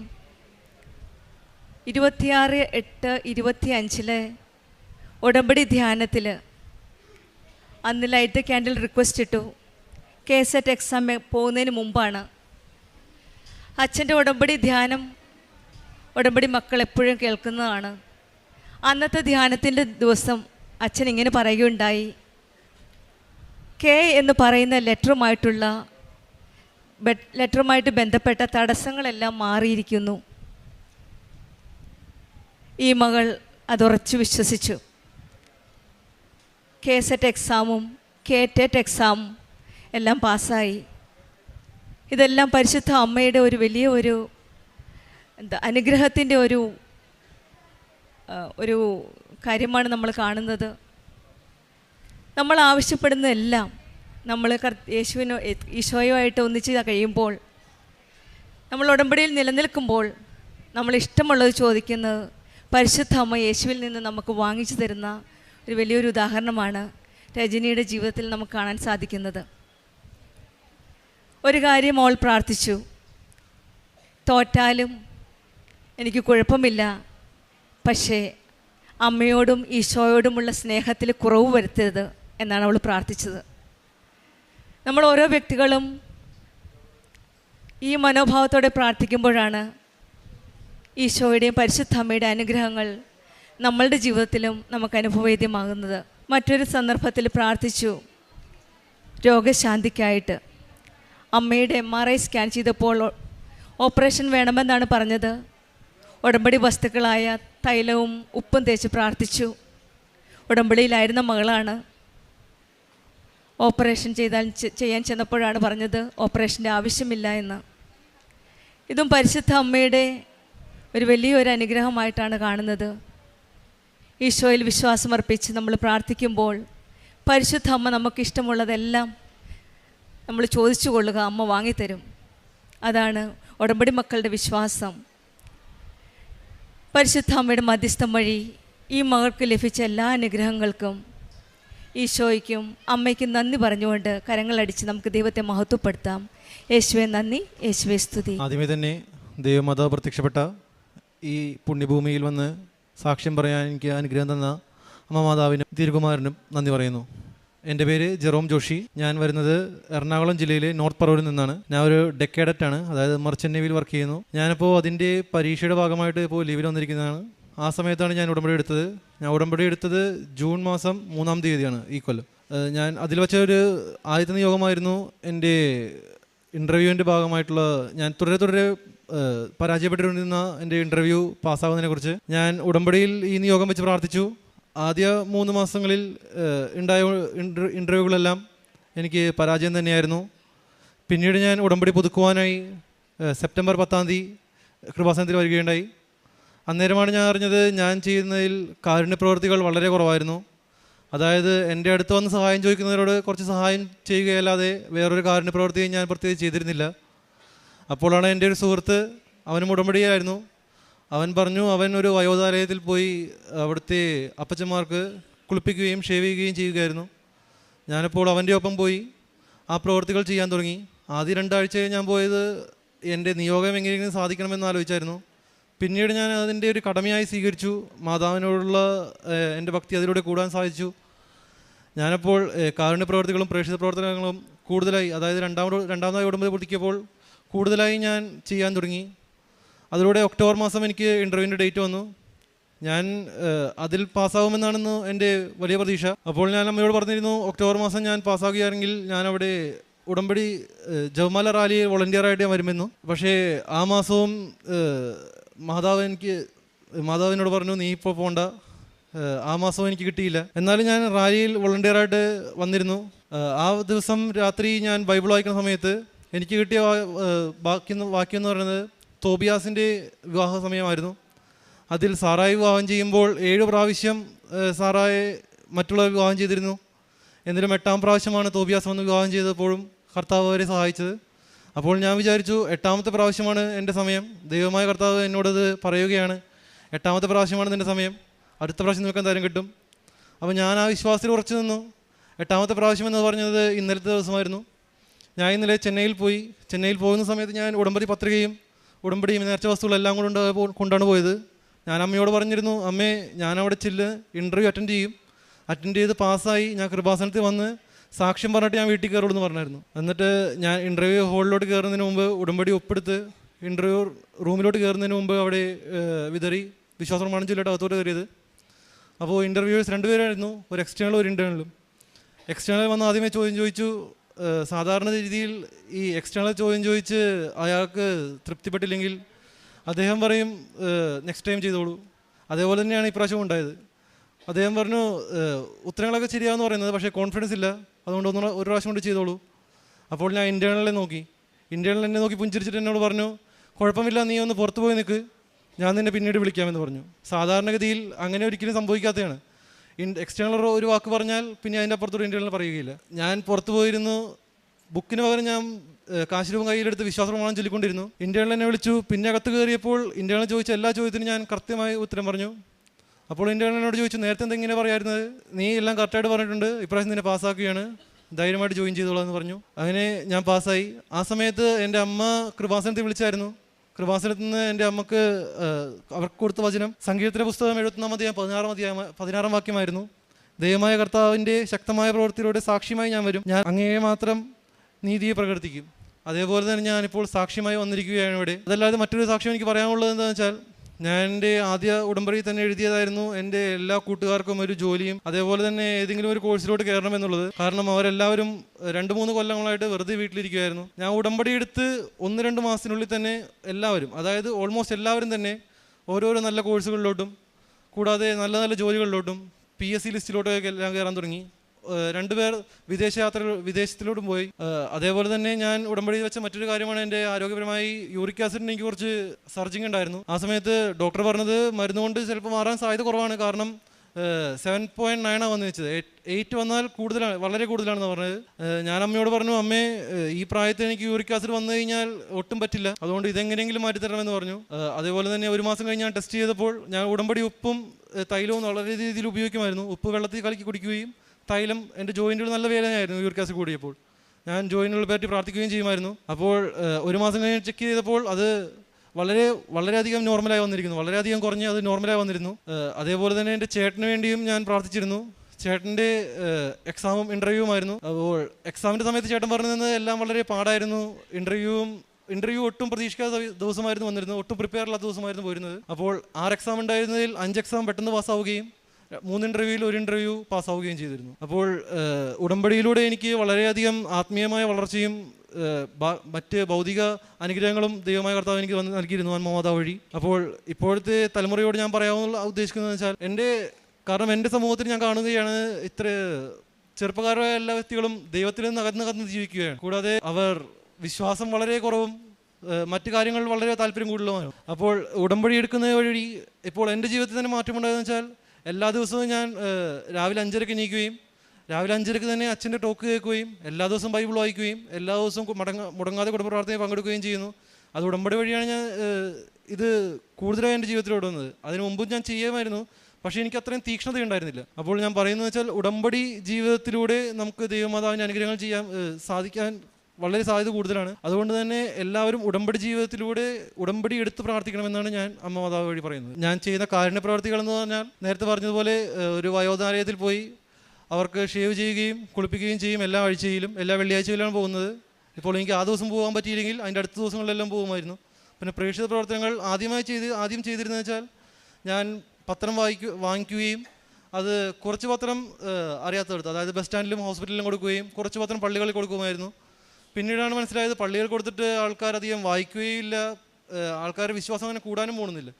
കാരണം വെച്ചാൽ എല്ലാവർക്കും ദൈവത്തെ അറിയാവുന്ന ആൾക്കാരാണ്. അപ്പോൾ ഞാൻ പിന്നെ 2 കെട്ട് പത്രം വാങ്ങിക്കുകയും അല്ലെങ്കിൽ 3 കെട്ട് പത്രം വായിക്കുകയും എന്നെ ഒട്ടും അറിയാത്ത ആൾക്കാർ, അതായത് ബസ് സ്റ്റാൻഡുകളിലും ഹോസ്പിറ്റലുകളിലും മാത്രം കൊടുക്കുകയായി. കാരണം പള്ളികളിൽ തീരെ നിർത്തി ബസ് സ്റ്റാൻഡിലും ഹോസ്പിറ്റലിൽ മാത്രം കൊടുക്കുകയായി. പിന്നെ കൊടുക്കുന്നതിന് മുമ്പ് ഞാൻ എല്ലാ ദിവസവും പത്രം വീട്ടിൽ നിന്ന് എടുത്തു പോകുമ്പോൾ എല്ലാ പത്രവും ഓരോ വിശ്വാസ പ്രമാണം ചൊല്ലി ആ പത്രത്തിന് മോൾ തൈലം വെച്ച് കുരിശ് വരച്ചിട്ടാണ് കൊടുക്കാറുള്ളത്. എല്ലാ അനുഗ്രഹങ്ങൾക്കും മാതാവിനും ഈശോയ്ക്കുന്നത്. യെശയ്യാ 41:10 ഭയപ്പെടേണ്ട, ഞാൻ നിന്നോട് കൂടെയുണ്ട്, സംഭ്രമിക്കേണ്ട, ഞാനാണ് നിന്റെ ദൈവം, ഞാൻ നിന്നെ ശക്തിപ്പെടുത്തുകയും സഹായിക്കുകയും ചെയ്യും, എൻ്റെ വിജയകരമായ വലതുകരം കൊണ്ട് ഞാൻ നിന്നെ താങ്ങി നിർത്തും. ജെറോം ജോഷി എന്ന ഈ മകൻ തനിക്ക് ലഭിച്ച അത്ഭുതകരമായ വിജയത്തെ സന്തോഷത്തോടും നന്ദിയോടും അമ്മ മാതാവിൻ്റെ തിരുനടയിൽ സാക്ഷ്യപ്പെടുത്തുകയാണ്. മകൻ്റെ സാക്ഷ്യത്തിൽ സൂചിപ്പിക്കുന്നുണ്ട്, അവൻ പലതവണ ഇൻ്റർവ്യൂവും പരീക്ഷയും പങ്കെടുത്ത് പരാജയപ്പെട്ട് ആകെ ഒരു മനക്ലേശത്തിലായി തുടർ ജോലിക്ക് പോകുവാനാവാത്ത അവസ്ഥയിലാണ് അമ്മ മാതാവിൻ്റെ തിരുനടയിൽ ഉടമ്പടി എടുത്ത് പ്രാർത്ഥിച്ച് ജീവിച്ചു തുടങ്ങുന്നത്. അവന് ഇപ്പോൾ പങ്കെടുത്ത ഇൻ്റർവ്യൂവിന് പോകുന്നതിന് മുമ്പ് അവന് ലഭിച്ച വചനഭാഗത്തിലാണ് ശരിക്കും ആ ഉടമ്പടിയുടെ സന്ദേശം അവന് കിട്ടിയത്. അത് കൊച്ചു തോബിയാസിൻ്റെ വിവാഹത്തെക്കുറിച്ച് അവൻ വായിക്കുമ്പോൾ 8ാമത്തെ വ്യക്തിയാണ് കൊച്ചു തോബിയാസ് സാറായുടെ ജീവിതത്തിലേക്ക് പ്രവേശിക്കുന്നതെന്ന് അവൻ തിരിച്ചറിയുന്നു, വായിക്കുന്നു. അത് ആ വിവാഹത്തെ അവന് കൺവേർട്ട് ചെയ്ത് കിട്ടുന്നത് 8ാമത്തെ തവണത്തെ ഇൻ്റർവ്യൂവിൽ അവനത് വിജയമായി തീരുമെന്നുള്ളതാണ്. അതാണ് മകൻ ഇന്നലെ ഇൻ്റർവ്യൂവിന് വേണ്ടി പോയിട്ട് നമ്മൾ ഇന്ന് സാക്ഷ്യം പങ്കുവയ്ക്കുന്നത്. 8ാമത്തെ ഇൻ്റർവ്യൂവിനാണ് പോകുന്നത്. പോകുമ്പോൾ അവന് ഉറപ്പുണ്ട്, എനിക്ക് കിട്ടിയ ദൈവവചനത്തിൻ്റെ സന്ദേശത്തിലാണ് ഞാൻ ഈ ഇൻ്റർവ്യൂവിന് പങ്കെടുക്കുന്നത്. പ്രിയമുള്ളവരെ, ഉടമ്പടിയിൽ നമ്മളൊരു നിയോഗം വെച്ചാൽ നമുക്ക് അമ്മ മാതാവിൻ്റെ സന്ദേശം ഉറപ്പായും കമ്മ്യൂണിക്കേറ്റ് ചെയ്യും. അമ്മയുടെ സാന്നിധ്യം, അമ്മയുടെ സന്ദേശം ഇത് നമുക്ക് കൈമാറുന്നത് നമുക്ക് അനുഭവിക്കുവാനാവും. ഈ സന്ദേശത്തെ നാം എങ്ങനെ സ്വീകരിക്കുന്നു എന്നത് ഗൗരവമുള്ള വിഷയമാണ്. ചിലപ്പോഴൊക്കെ നമുക്ക് ലഭിക്കുന്ന സന്ദേശങ്ങൾ നമുക്കതൊരു വചനമായി മാത്രം കാണാം, തോന്നലായി മാത്രം കേൾക്കാം, അല്ലെങ്കിൽ അത് സാധാരണ കാര്യമായി അത് പരിഗണിച്ച് അങ്ങനെ വിടാം. പക്ഷേ അതിനകത്ത് ദൈവിക പദ്ധതിയുണ്ടെന്ന് തിരിച്ചറിയുന്നവർക്കാണ് അത് ദൈവത്തിൻ്റെ അനുഗ്രഹമായി പരിണമിച്ചു മാറുന്നത്. അതാണ് മകൻ്റെ പ്രത്യേകത. അവനൊരു വചനം വായിക്കുമ്പോൾ ആ വചനത്തിലെ അക്കം 8 എന്നത് തൻ്റെ ജീവിതത്തോട് ബന്ധപ്പെട്ട് നിൽക്കുന്നതാണെന്നും 8ാമത്തെ പരീക്ഷയ്ക്ക് താൻ ഒരുങ്ങുകയാണെന്നും ആ പരീക്ഷ തനിക്ക് വിജയകരമാകുവാൻ അമ്മ നൽകുന്ന, ഈശോ നൽകുന്ന സന്ദേശമാണിതെന്ന് ഹൃദയത്തിൽ ഉറച്ച് വിശ്വസിച്ചുകൊണ്ടാണ് അവൻ നേരെ ഇൻ്റർവ്യൂവിന് ചെല്ലുമ്പോഴും അവിടെ സാഹചര്യം അവന് അനുകൂലമല്ല. എക്സ്റ്റേണൽ അവനോട് ചോദ്യങ്ങൾ ചോദിക്കുന്നു, അവൻ ചെറുതൊക്കെ പറയുന്നു, എങ്കിലും തൃപ്തി വരാത്തത് കൊണ്ട് പിന്നീട് വിളിക്കാമെന്ന് കരുതി പുറത്തേക്ക് വിടുകയാണ്. പുറത്തേക്ക് വരുമ്പോൾ അവൻ്റെ മനസ്സെന്താണ്? അത് വളരെ പ്രധാനപ്പെട്ടതാണ്. നമ്മൾ ഒരു അമ്മയുടെ കരങ്ങളിലേക്കൊരു നിയോഗം കൊടുത്ത് അതിൻ്റെ ആക്ഷൻ മോഡിൽ നിൽക്കുമ്പോൾ നമ്മൾ ആ അവസരങ്ങളിലേക്ക് ഉപയോഗിക്കുന്ന രീതികൾ എന്താണ്? സ്വാഭാവികമായും ഉത്തരങ്ങൾ പറയുവാൻ ബുദ്ധിമുട്ട് വന്ന മകൻ പുറത്തു വന്നാൽ എടുത്തു ചെയ്യേണ്ടത് പുസ്തകം വായിക്കലാണ്. എന്നാൽ അവൻ പറയുന്നുണ്ട്, പുറത്തു വന്ന് പുസ്തകം വായിക്കുകയല്ല ഞാൻ ചെയ്തത്. ഞാൻ ഉടമ്പടിക്കാശ്രമം കയ്യിൽ പിടിച്ചുകൊണ്ട് ഞാൻ വിശ്വാസ പ്രമാണം ചൊല്ലി, പ്രത്യക്ഷീകരണ പ്രാർത്ഥന ചൊല്ലി, അമ്മ മാതാവിൻ്റെ സഹായത്താൽ കൃപയാൽ ഈ ഇൻ്റർവ്യൂ എനിക്ക് അനുകൂലമാക്കി തരുന്നതിന് വേണ്ടി അമ്മയുടെ കരങ്ങളിലേക്ക് ആ നിയോഗത്തെ കൊടുത്തുകൊണ്ടിരുന്നു. പാതി ഔട്ടായവൻ, അടുത്തൊരു ചാൻസിന് വേണ്ടി മാത്രം ഇനി സാധ്യതയുള്ളവൻ, കാരണം എക്സ്റ്റേണൽ കാര്യങ്ങളൊന്ന് വൈകിച്ചാൽ ഇൻറ്റേണൽ വേറൊന്നും ചെയ്യില്ലെന്ന് അവന് തിരിച്ചറിവുള്ളവൻ പുറത്തിരുന്ന് അല്പം പോലും നിരാശപ്പെടാതെ, ആരെയും പഴി പറയാതെ, പാഠപുസ്തകത്തിലേക്ക് മടങ്ങിപ്പോകാതെ, ഇനി ദൈവകൃപ മാത്രം, എൻ്റെ കഴിവിനാലല്ല ദൈവകൃപയാൽ മാത്രം ഈ വിഷയത്തിന് പരിഹാരമുള്ളൂവെന്ന് തിരിച്ചറിഞ്ഞ് അമ്മയുടെ കരങ്ങളിലേക്ക് നിയോഗം കൊടുത്ത് പ്രാർത്ഥിക്കുകയാണ്. അതാണ് മകൻ പറയുന്നത്. അല്പം കഴിയുമ്പോൾ എന്നെ അകത്തേക്ക് വിളിക്കുന്നു, ഇൻറ്റേണൽ മാത്രം ചോദിക്കുന്നു, ഞാൻ മറുപടി പറയുന്നു, എനിക്കത് അനുഗ്രഹത്തിന് കാരണമാകുന്നു. അതിന് സമാനമായ സമയം നാട്ടിലൊരു സംഭവം നടക്കുന്നുണ്ട്. അത് അമ്മ കൃപാസനത്തിൽ വിളിച്ച് ഒരു സന്ദേശം തിരക്കുമ്പോൾ സന്ദേശം കൊടുക്കുന്നത് നീ വലിയ സാക്ഷ്യങ്ങളുമായി അൾത്താരയിലേക്ക് വരുമെന്നാണ്. അത് വിജയത്തിൻ്റെ മാതാവ്, അമ്മ മാതാവിൻ്റെ സാന്നിധ്യം മകൻ്റെ ആ ഇൻ്റർവ്യൂവിൽ ലഭിക്കുമെന്ന സന്ദേശം വീണ്ടും അത് ഒരു വചനവാക്യത്തിലൂടെ കുടുംബത്തിലേക്ക് ലഭിക്കുകയാണ്. പ്രിയമുള്ളവരെ, നമ്മൾ ഉടമ്പടിയിലായിരിക്കുമ്പോൾ ഉടമ്പടി നിയോഗങ്ങൾ ഓരോന്നും അമ്മയുടെ കരങ്ങളിലേക്ക് കൊടുക്കുമ്പോൾ ആ ജീവിക്കുന്ന കാലഘട്ടത്തിൽ വരുന്ന സന്ദേശങ്ങളെ, അമ്മയുടെ സവിശേഷമായ സാന്നിധ്യങ്ങളെ ശ്രദ്ധയോടുകൂടി നാം ഒന്ന് കണ്ടുകൊണ്ടിരിക്കണം. ഈ സന്ദേശത്തെ അനുസരിച്ച് ജീവിതത്തെ ക്രമപ്പെടുത്തുമ്പോൾ അത് അനുഗ്രഹത്തിലേക്കും, സന്ദേശത്തെ തിരസ്കരിച്ചുകൊണ്ട് ഇത് തോന്നലോ ഇത് സാധാരണ കാര്യമോ ആയി നാം കരുതുമ്പോൾ നമുക്കത് നിയോഗം അത് അനുഗ്രഹമാകുവാനുള്ള കാലതാമസത്തിലേക്കും നമ്മളെ കൊണ്ടുപോയെന്ന് വരും. അതുകൊണ്ട് നേർച്ചവസ്തുക്കളുടെ ഉപയോഗം സന്ദേശങ്ങൾ ജീവിതത്തിൽ നിയോഗങ്ങളുടെ ഫലപ്രാപ്തിയിലേക്ക് നയിക്കുമെന്ന ബോധ്യങ്ങൾ അത് നമ്മുടെ ഉടമ്പടി ജീവിതത്തിൽ എന്നും സൂക്ഷിക്കേണ്ടതാണ്. അതാണ് മകൻ്റെ ഈ സാക്ഷ്യത്തിൻ്റെ പ്രത്യേകത. അവൻ വിശ്വസിച്ചു, അതവന് അനുഗ്രഹത്തിന് കാരണമായി തീർന്നു. മറ്റൊന്നു കൂടിയുണ്ട്. കാരുണ്യ പ്രവൃത്തികളെക്കുറിച്ച് അവൻ പറയുന്നുണ്ട്. 5 or 6 പൊതിച്ചോറ് കൊടുത്തോ എന്തെങ്കിലും ആർക്കെങ്കിലും ചെറുതായി കൊടുത്തുകൊണ്ടോ ഉള്ള ഒരു കാരുണ്യ പ്രവൃത്തി അല്ല അവൻ പറയുന്നത്. മറിച്ച് അല്പം കൂടി അവൻ്റെ ശ്രമം ആവശ്യമുള്ള, അവൻ്റെ ഇൻവോൾവ്മെൻ്റ് ആവശ്യമുള്ള കാരുണ്യ പ്രവൃത്തികളിലേക്ക് അവൻ്റെ ജീവിതം മാറുന്നത് അവൻ പറയുന്നുണ്ട്. ആദ്യം കാരുണ്യ പ്രവൃത്തികളെക്കുറിച്ച് വലിയ പിടുത്തമില്ലായിരുന്നു. എന്തെങ്കിലുമൊക്കെ തട്ടിക്കൂട്ട് ചെയ്താൽ മതിയെന്ന് ഉള്ളിൽ കരുതിയിരുന്നു. പിന്നീട് കൂട്ടുകാരിലൊരാൾ ചെയ്യുന്നത് കണ്ടിട്ട് പ്രായമുള്ളവരെ, അനാഥരായവരുടെ ഷേവ് ചെയ്യുവാൻ, കുളിപ്പിക്കുവാൻ, തുണി കഴുകുവാൻ അവൻ തൻ്റെ തന്നെ സ്റ്റാറ്റസ് നോക്കാതെ ചെറുതാക്കിക്കൊണ്ട് കാരുണ്യ പ്രവൃത്തികളിൽ അവൻ വലിയ കാര്യങ്ങൾ ചെയ്യുവാൻ തീരുമാനിച്ചപ്പോൾ അത് ദൈവസന്നിധിയിൽ അവനുള്ള അനുഗ്രഹത്തിന് അടിസ്ഥാനമായെന്ന്. പ്രിയമുള്ളവരെ, ജോസഫച്ചൻ എപ്പോഴും പറയും, നിങ്ങളുടെ കാരുണ്യ പ്രവൃത്തികൾ, നമ്മുടെ പ്രേക്ഷിത പ്രവർത്തനങ്ങൾ അതെത്ര കണ്ട് വിലയുള്ളതാണോ, എത്ര കണ്ട് വലുതാണോ, അത് നമ്മുടെ നിയോഗങ്ങൾ അനുഗ്രഹമാകുന്നതിന്, അത് വേഗത്തിലാകുന്നതിന് സഹായിക്കുമെന്ന്. മകൻ്റെ ഈ അനുഗ്രഹം, ഈ വിജയം അവന് ലഭിക്കുമ്പോൾ തിരിച്ചറിവുണ്ട്.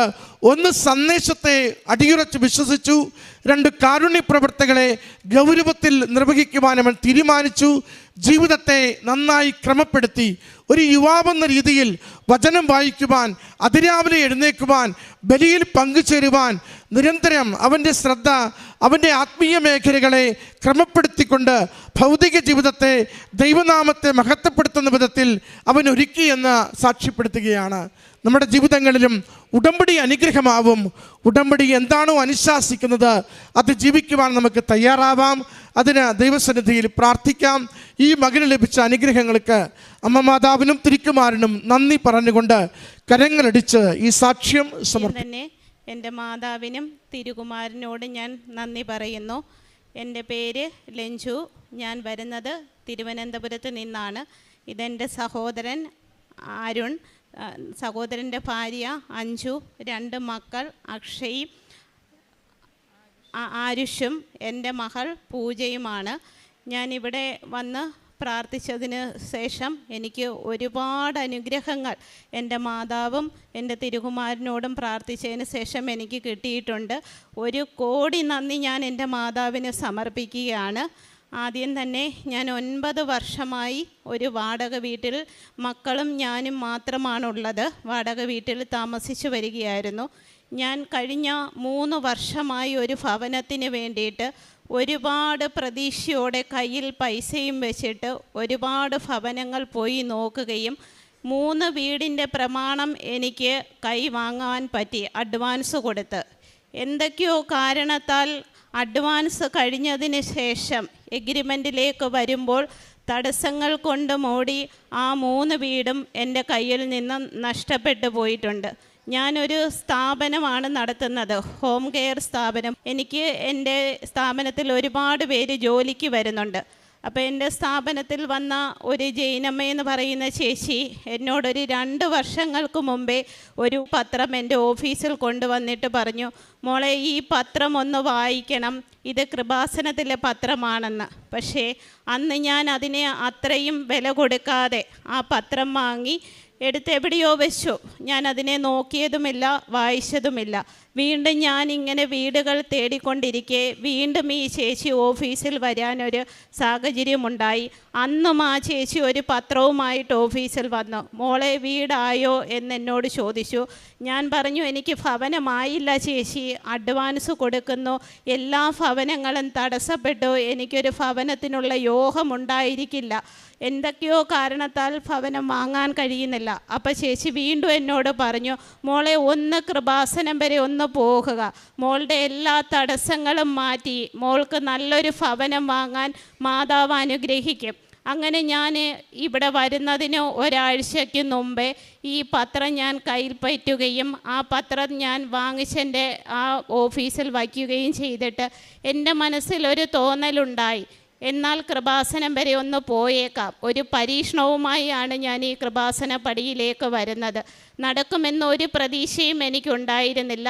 ഞാൻ ഇവിടെ വന്നത് 2024 21-ാം തീയതി സെപ്റ്റംബർ മാസമാണ്. എൻ്റെ വീടിന് അഡ്വാൻസ് കൊടുക്കുന്നതും സെപ്റ്റംബർ മാസം 2024 ഞാൻ ഇവിടെ വന്ന് ഉടമ്പടി എടുത്തതിന് ശേഷം ഞാൻ വീട്ടിൽ പോയി പ്രാർത്ഥിക്കുകയും 2024 തന്നെ ഒക്ടോബർ മാസം 3-ാം തീയതി നല്ലൊരു ഭവനം എനിക്ക് മാതാവ് അനുഗ്രഹമായി തന്നു. ആ ഭവനം വാങ്ങാൻ കഴിഞ്ഞു. ഞാനും മക്കളുമായി അവിടെ സന്തോഷമായി ഒരു ജീവിതം നടത്തി വരികയാണ്. അതിനെൻ്റെ മാതാവിന് 1000 നന്ദി. എത്ര ഈ ജന്മം മൊത്തം കടപ്പെട്ടാലും എനിക്ക് ആ ഭവനം വാങ്ങാൻ കഴിയില്ല. ഞാനൊരു സാധാരണ കുടുംബത്തിലുള്ള ഒരാളാണ്.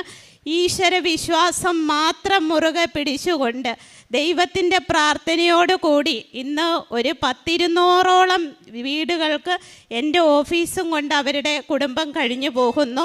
ഞാൻ നല്ല രീതിക്കൊരു ബിസിനസ് നടത്തി പോകുന്നു. എല്ലാം പ്രാർത്ഥനയുടെ മാത്രം ഫലമാണ്.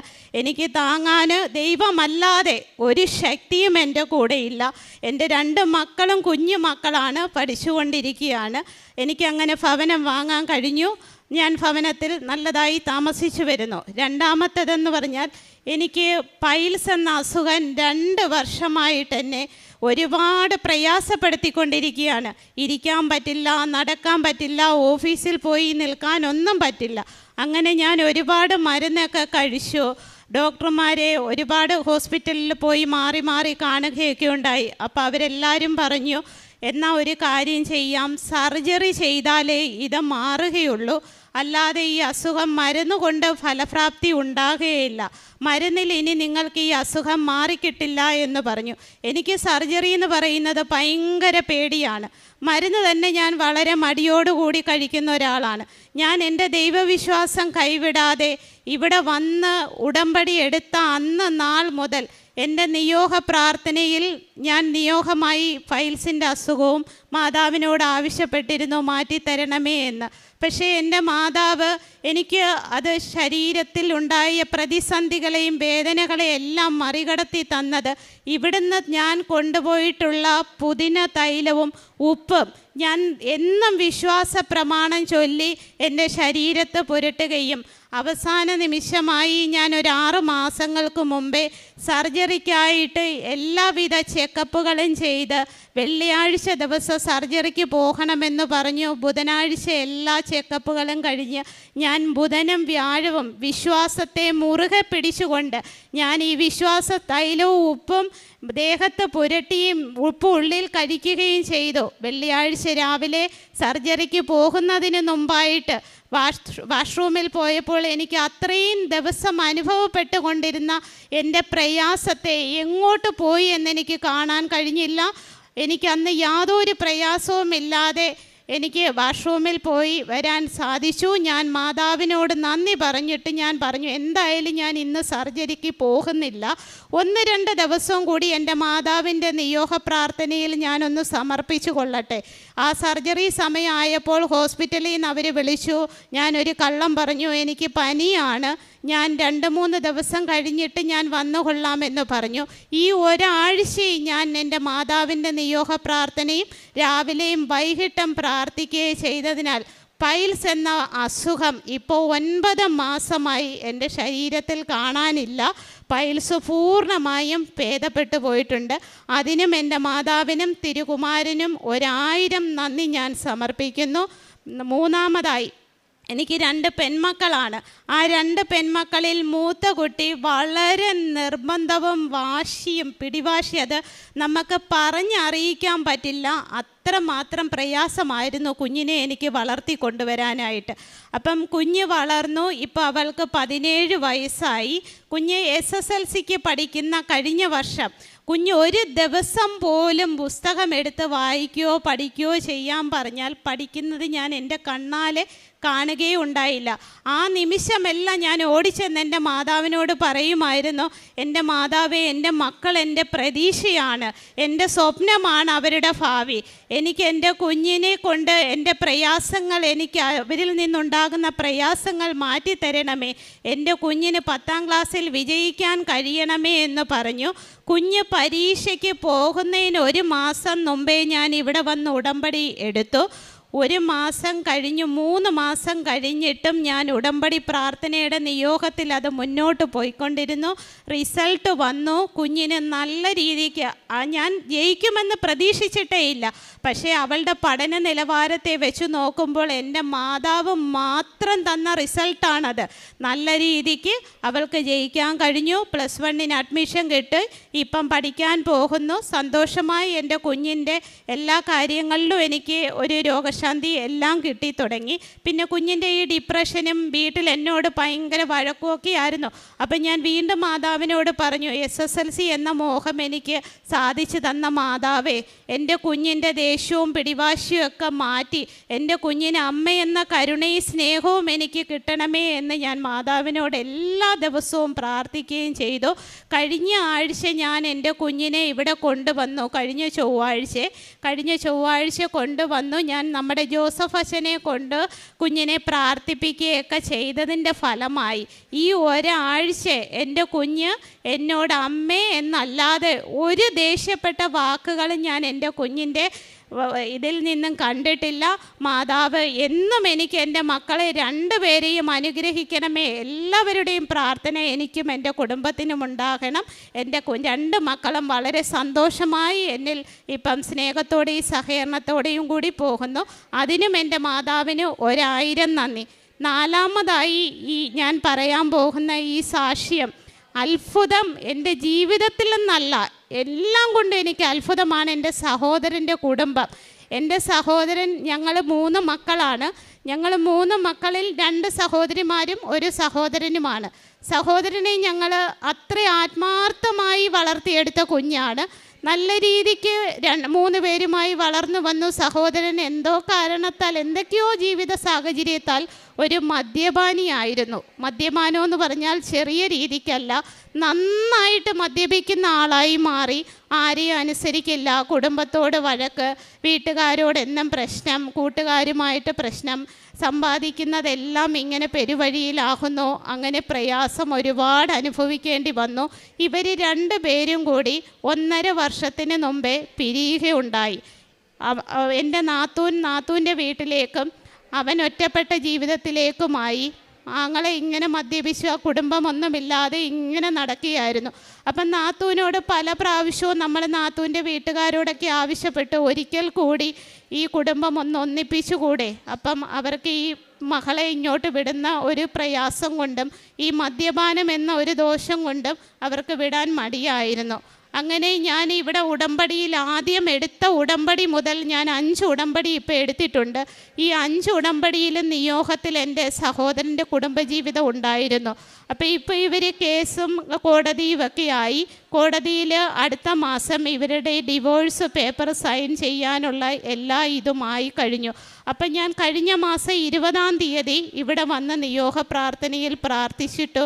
ഞാൻ എൻ്റെ മാതാവിനോട് കരഞ്ഞ് ഞാൻ അപേക്ഷിച്ചു, മാതാവേ എന്ത് ചോദിച്ചാലും എനിക്ക് തരുന്നുണ്ട്, ഈ ഒരു അനുഗ്രഹവും കൂടി എനിക്ക് തരണം. എൻ്റെ സഹോദരൻ്റെ കുടുംബം കൈവിട്ട് പോകരുത്, അവരെ ഞാൻ കുടുംബത്തോട് ഇവിടെ കൊണ്ടുവന്ന് ഞാൻ സാക്ഷ്യപ്പെടുത്തിയേക്കാം. എൻ്റെ മാതാവ് അവരുടെ കുടുംബജീവിതം തിരിച്ചു കിട്ടണമേ എന്ന് പ്രാർത്ഥിക്കുകയുണ്ടായി. കഴിഞ്ഞ മാസം ഞാൻ ഇവിടെ വന്ന് 20-ാം തീയതി പ്രാർത്ഥിച്ചു പോയതിന് ശേഷം എൻ്റെ സഹോദരൻ എന്നോട് പറഞ്ഞു, എനിക്ക് മദ്യപാനം നിർത്തണം. ആദ്യമായാണ് അങ്ങനെ എന്നോട് ആവശ്യപ്പെടുന്നത്. അപ്പം ഞാൻ മാതാവിനോട് നന്ദി പറഞ്ഞിട്ട് ഞാൻ പറഞ്ഞു, മോനിങ്ങ് പോരെ, കൊണ്ടുവന്ന് നമുക്കൊരു ഡി അഡിക്ഷൻ സെൻറ്ററിലോട്ട് വിടാം. അങ്ങനെ സ്വയം ഇഷ്ടത്താൽ അവൻ നാട്ടിൽ നിന്ന് എൻ്റെ വീട്ടിലേക്ക് വരികയും ഞാൻ ഡി അഡിക്ഷൻ സെൻറ്ററിൽ കൊണ്ടാക്കുകയും ചെയ്തു.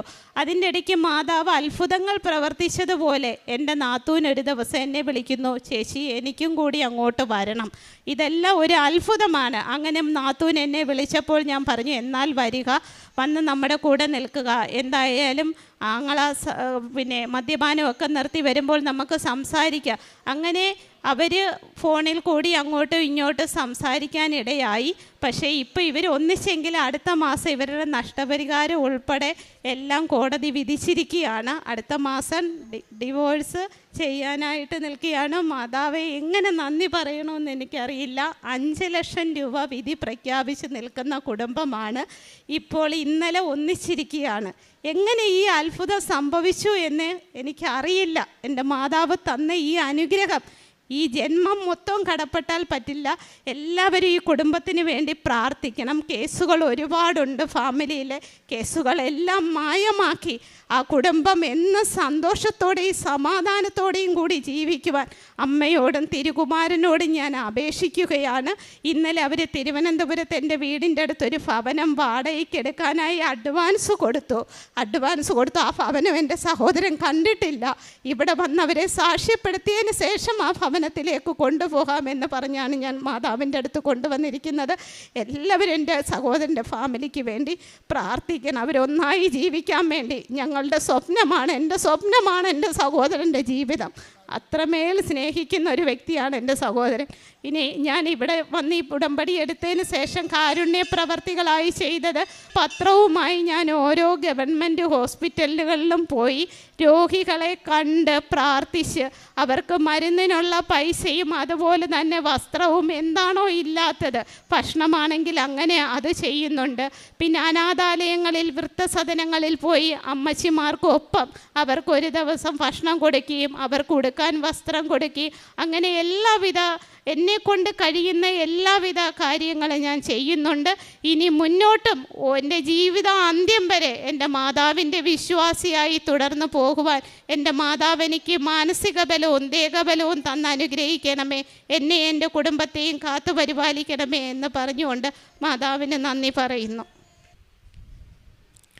ജെറമിയ 29:11 മുതൽ 13 വരെ തിരുവചനങ്ങൾ. നിങ്ങളെക്കുറിച്ചുള്ള പദ്ധതി എൻ്റെ മനസ്സിലുണ്ട്, നിങ്ങളുടെ നാശത്തിനല്ല ക്ഷേമത്തിലുള്ള പദ്ധതിയാണത്. നിങ്ങൾക്ക് ശുഭമായ ഭാവിയും പ്രത്യാശയും നൽകുന്ന പദ്ധതി. അപ്പോൾ നിങ്ങൾ എന്നെ വിളിച്ചപേക്ഷിക്കും, എൻ്റെ അടുക്കൽ വന്ന് പ്രാർത്ഥിക്കും. ഞാൻ നിങ്ങളുടെ പ്രാർത്ഥന ശ്രവിക്കും. നിങ്ങൾ എന്നെ അന്വേഷിക്കും, പൂർണ്ണ ഹൃദയത്തോടെ അന്വേഷിക്കുമ്പോൾ എന്നെ കണ്ടെത്തും. ലഞ്ചു എന്ന ഈ സഹോദരിയുടെ വളരെ ഹൃദയസ്പർശിയായ സാക്ഷ്യമാണ് നാം കേട്ടത്. ജീവിതത്തിൻ്റെ പച്ചയായ യാഥാർത്ഥ്യങ്ങൾ, ഗൗരവമുള്ള മേഖലകൾ ആ മകൾ ഈ അൾത്താരയിൽ പങ്കുവെക്കുകയായിരുന്നു. മകൾ പറഞ്ഞു, കൃപാസനം പത്രം ആദ്യം കിട്ടിയപ്പോൾ ഞാനിത് പരിഗണിച്ചില്ല, എന്താണെന്ന് പോലും മനസ്സിലായില്ല, ഗവനിച്ചതേ ഇല്ലെന്ന് പറഞ്ഞു. കൃപാസനം പത്രം നമ്മൾ ഓരോ ഇടങ്ങളിലും കൊടുക്കണമെന്ന് പറയുന്നതിൻ്റെ കാരണം, അത് തകർന്നിരിക്കുന്നവർക്ക്, ജീവിതത്തിൽ മുന്നോട്ടൊരു വഴിയില്ലാതിരിക്കുന്നവർക്ക് അത് ഒരു വെളിച്ചമായും വഴികാട്ടിയായും മാറുന്നത് എന്നും ഈ അൾത്താരയിൽ പങ്കുവയ്ക്കപ്പെടുന്നത് കൊണ്ടാണ്. കാരണം ദൈവശക്തി അതിലൂടെ പ്രവഹിക്കുന്നുണ്ട്. ദൈവാത്മാവിൻ്റെ പ്രവർത്തനം മാനസാന്തരത്തിലേക്ക് വ്യക്തികളെ നയിക്കുവാൻ അതിലെ സാക്ഷ്യങ്ങളും അതിലെ സന്ദേശങ്ങളും സഹായിക്കുന്നുണ്ട്. അതുകൊണ്ടാണ് നമ്മൾ പ്രാർത്ഥിച്ച് വിശ്വാസത്തോടെ ഈ പത്രം സ്വീകരിക്കുന്നവർക്ക് ദൈവാനുഭവം ഉണ്ടാകണമേ എന്ന ആഗ്രഹത്തോടു കൂടിയാണ് നിങ്ങൾ ഒരു കൃപാസനം പത്രം പ്രേക്ഷിത പ്രവർത്തനത്തിൻ്റെ ഭാഗമായി കൈമാറുന്നതെങ്കിൽ അത് ഫലമുള്ളതായി കാണപ്പെടും.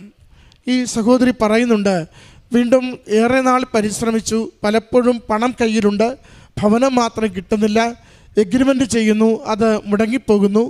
ഇങ്ങനെ ഇരിക്കുമ്പോൾ വീണ്ടും ഒരു വ്യക്തി വന്ന് മാസങ്ങൾക്ക് ശേഷം ചോദിക്കുകയാണ്, നീ കൃപാസനത്തിൽ പോയിട്ടുണ്ടോ, പോകുന്നുണ്ടോ? ആ രണ്ടാമത്തെ ഒരു ഇൻവിറ്റേഷനാണ് മകളെ കൃപാസനത്തിലേക്ക് നയിക്കുന്നത്. കൃപാസനം പത്രം ആഗ്രഹത്തോടെ സ്വീകരിക്കുവാൻ കാരണമാകുന്നത് ആ പത്രം വായിക്കുകയും സന്ദേശങ്ങൾ മനസ്സിലാക്കുകയും അമ്മയുടെ അരികിലേക്ക് പൂർണ്ണമായി ശരണപ്പെട്ട് ഓടിവരികയും ചെയ്ത് ഉടമ്പടി എടുത്തതിന് ശേഷം കുടുംബത്തിൽ വന്ന ഗൗരവമുള്ള മാറ്റങ്ങളെയാണ് സഹോദരി സാക്ഷ്യപ്പെടുത്തിയത്. സെപ്റ്റംബർ മാസം ഉടമ്പടി എടുക്കുന്നു, അതേ മാസം അത് അഡ്വാൻസ് കൊടുക്കുന്നു പുതിയ ഭവനത്തിന്. അടുത്ത മാസം ഒക്ടോബർ മാസം ആ ഭവനത്തിൽ താമസമുറപ്പിക്കുവാൻ സാധിക്കുന്നുവെന്ന് സാക്ഷ്യപ്പെടുത്തുന്നു. നമ്മളിത് വർഷങ്ങളായി മാസങ്ങളായി പരിശ്രമിച്ച് എല്ലാം കയ്യിൽ ശരിയായിരുന്നിട്ടും കാര്യം മാത്രം നടക്കാതെ പോകുന്ന വിഷയങ്ങൾ നമുക്ക് സമയച്ചുരുക്കത്തിൽ അമ്മ മാതാവ് പരിഹരിച്ച് നൽകുന്നത് കൊണ്ടാണ് നമ്മൾ കൃപാസന മാതാവിനെ സമയച്ചുരുക്കത്തിൻ്റെ മാതാവ്, സമയത്തിന് മേൽ അധികാരമുള്ള അമ്മ എന്ന് വിളിക്കുന്നത്. രണ്ടാമത്തത് മകൾ പറഞ്ഞു, മുത്തമകളുടെ സ്വഭാവത്തിലുണ്ടായിരുന്ന പിടിവാശികൾ, അതുകൊണ്ടുണ്ടായിരുന്ന സങ്കടങ്ങൾ, വീടിനകത്തുണ്ടായിരുന്ന ടെൻഷൻസ്. എന്നാൽ അമ്മ മാതാവിൻ്റെ അരികിലേക്ക് മകളെ സമർപ്പിച്ച് പ്രാർത്ഥിക്കുകയും അച്ഛൻ്റെ അരികിൽ കൊണ്ടുവന്ന കൈവെപ്പ് ശുശ്രൂഷയിൽ മകൾക്കത് ആശീർവാദം കൊടുക്കുവാനായി ചേർത്ത് നിർത്തുമ്പോൾ മകളുടെ സ്വഭാവത്തിലുണ്ടായ മാറ്റങ്ങൾ, പഠനത്തിലേറെ മകൾ അലസതയിലൂടെ പോയെന്ന അമ്മ തിരിച്ചറിയുമ്പോഴും അമ്മ മാതാവ് മകളുടെ യോഗ്യതയ്ക്കപ്പുറം വിജയം നൽകിക്കൊണ്ട്, ഈശോയുടെ കൃപ നൽകിക്കൊണ്ട് ആ SSLC വിജയിക്കുന്നതിനും തുടർ പഠനത്തിലുള്ള അവസരങ്ങൾ ഒരുക്കി കൊടുക്കുന്നതിനും സഹായിച്ചുവെന്ന ജോസഫച്ചൻ നമ്മോട് പറയും, നിങ്ങൾക്ക് സാധിക്കുമെന്ന് കരുതുന്ന ഒരു കാര്യവും ഉടമ്പടി നിയോഗം എഴുതരുത്. കാരണം കിട്ടിക്കഴിയുമ്പോൾ നിങ്ങൾ സാധാരണ രീതിയിൽ തന്നെ പറയും, അതെൻ്റെ കഴിവ് കൊണ്ട്, അതെൻ്റെ സമ്പത്ത് കൊണ്ട്, അത് മറ്റുള്ളവരെന്നെ സഹായിച്ചത് കൊണ്ട് നേടിയെടുത്തതെന്ന്. അങ്ങനെ ദൈവത്തിന് കൊടുക്കേണ്ട നന്ദി, ദൈവത്തിന് കൊടുക്കേണ്ട മഹത്വം അത് നമ്മൾ തന്നെ ഡൈലൂട്ട് ചെയ്ത് കളയും. അത് വരാതിരിക്കുവാൻ വേണ്ടിയാണ് അച്ഛൻ എപ്പോഴും പറയുക, ഉടമ്പടിയിൽ നിങ്ങളൊരു നിയോഗം എഴുതുന്നുവോ അത് മറ്റൊരു തരത്തിലും കിട്ടത്തില്ല എന്നുറപ്പുള്ളത് മാത്രമാവണം. പൂർണ്ണമായ നന്ദി, പൂർണ്ണമായ മഹത്വം ദൈവനാമത്തിന് തന്നെ കൊടുക്കുവാൻ നമ്മൾ തയ്യാറാവണമെന്ന്. മകളുടെ SSLC വിജയത്തെക്കുറിച്ച് അമ്മ അതാണ് ഈ അൾത്താരയിൽ സാക്ഷ്യപ്പെടുത്തിയത്. ജോസഫച്ചൻ്റെ കൈവെപ്പ് ശുശ്രൂഷ ആയിരങ്ങൾക്ക് ലക്ഷങ്ങൾക്ക് ദൈവാനുഗ്രഹം കൈമാറുന്ന ഒരു വലിയ പദ്ധതിയാണത്. അച്ഛൻ്റെ അരികിൽ നിങ്ങൾ നിർമ്മലമായ മനസ്സാക്ഷിയോടുകൂടി, ശുദ്ധമായ നിയോഗത്തോടുകൂടി, പൂർണ്ണമായും അമ്മ മാതാവിലും ഈശോയിലും ആശ്രയിച്ചു കൊണ്ടാണ് ഒരു നിയോഗം സമർപ്പിക്കുന്നതെങ്കിൽ അച്ഛൻ പ്രാർത്ഥിക്കുന്ന നിമിഷം തന്നെ ദൈവകൃപ നമ്മളിലേക്ക് ചൊരിയപ്പെടുന്നത്, ദൈവശക്തി പ്രവഹിക്കപ്പെടുന്നത്, നാം പ്രാർത്ഥിക്കുന്ന നിയോഗങ്ങൾക്ക് മേൽ തീരുമാനം വരുന്നത്, സന്ദേശം ലഭിക്കുന്നത് നമുക്കറിയുവാൻ സാധിക്കും. അതാണ് ഈ അമ്മ പറയുന്നത്. അച്ഛൻ പ്രാർത്ഥിച്ചതിന് ശേഷം ഇന്നിപ്പോൾ ഒരാഴ്ചയായിട്ട് അമ്മയെന്നല്ലാതെ മറ്റൊരു വാക്ക്, കലഹത്തിൻ്റെ, ദേഷ്യത്തിൻ്റെ, വാശിയുടെ ഒന്നുമില്ലാതെ ശാന്തതയോടുകൂടി എൻ്റെ മകൾ എൻ്റെ കുടുംബത്തിൽ പെരുമാറുന്നുവെന്ന്. ഉടമ്പടിയുടെ ഓരോ കാര്യവും അച്ചിട്ടതുപോലെ നമുക്ക് ദൈവം അനുവദിച്ച് തരുന്നതാണ്. ഒരിക്കലും അനുഗ്രഹിക്കുവാൻ ദൈവത്തിന് പിശുക്കൊന്നുമില്ല. നമ്മൾ ദൈവം ആഗ്രഹിക്കുന്നത് പോലെ ട്യൂൺഡ് ആവണം എന്ന് മാത്രമേ ഉള്ളൂ. എത്ര സുന്ദരമായിട്ടാണ് സഹോദരൻ്റെ കുടുംബത്തെ മകള് സൂചിപ്പിച്ചത്. അത് ഡൈവോഴ്സ് അനുവദിച്ച കുടുംബമാണ്. വിധി വന്നു, 5 ലക്ഷം രൂപ കെട്ടിവെക്കണം. അത് രണ്ടായി പോകേണ്ട മുഴുവൻ ഭിന്നിച്ചു പോയ കുടുംബമാണ്. ആ കുടുംബത്തിൻ്റെ നിയോഗമാണ് പൂർണ്ണമായ പ്രത്യാശയോടുകൂടി അമ്മയുടെ കരങ്ങളിലേക്ക് ഏൽപ്പിച്ചു കൊടുക്കുന്നത്. ഏൽപ്പിച്ചു കൊടുക്കുമ്പോഴും മാനുഷികമായി അവൾക്കറിയാം ഇത് ഡിവോഴ്സ് അനുവദിച്ച കുടുംബമാണ്, ഇത് പൈസ കെട്ടിവെച്ച് ആ ഒപ്പിട്ട് കഴിഞ്ഞാൽ തീരുന്ന വിഷയം മാത്രമേ ഉള്ളൂ, പൈസ കെട്ടിവെക്കാത്തതിൻ്റെ താമസമാണ് ഇത് നീണ്ടുകൊണ്ടിരിക്കുന്നതെന്ന്. എങ്കിലും മനുഷ്യൻ്റെ യുക്തിയിലോ നിയമത്തിൻ്റെ ബലത്തിലോ അല്ല, ദൈവത്തിൻ്റെ ശക്തിയിലും അവൻ ഇന്നും ജീവിക്കുന്നത് കൊണ്ട് അവൻ്റെ കരങ്ങളിൽ കൊടുക്കുന്ന വിഷയങ്ങൾക്ക് ലോകത്തെ ജയിക്കും വിധം അവൻ തീരുമാനമാക്കുമെന്ന പ്രത്യാശയാണ് മകൾ അമ്മയുടെ കരങ്ങളിലേക്ക് നിയോഗം കൊടുക്കുന്നത്. എന്നിട്ട് മകൾ തന്നെ പറഞ്ഞ് നമ്മൾ കേട്ടു. ആദ്യം സഹോദരൻ പറയുന്നു എനിക്ക് മദ്യപാനം മാറ്റണമെന്ന്, പിന്നീട് നാത്തൂൻ പറയുന്നു എനിക്ക് വീട്ടിലേക്ക് വരണമെന്ന്. അമ്മ സഞ്ചാരി മാതാവാണ്. നിങ്ങൾ ഒരു വിഷയം അമ്മയുടെ കരങ്ങളിലേക്ക് കൊടുക്കുമ്പോൾ ബന്ധപ്പെട്ട വ്യക്തികൾ എവിടെയാണെങ്കിലും ആ വ്യക്തികളുടെ ജീവിതത്തിലേക്ക് അമ്മയുടെ സാന്നിധ്യം അയക്കും, അമ്മയുടെ ദൂതരെ അയക്കും, ജീവിതത്തിന് മാനസാന്തരത്തിൻ്റെ ഫലം കൊണ്ടുവരും, ജീവിതം ഒരുമിപ്പിക്കുവാനുള്ള വഴികൾ തുറക്കും.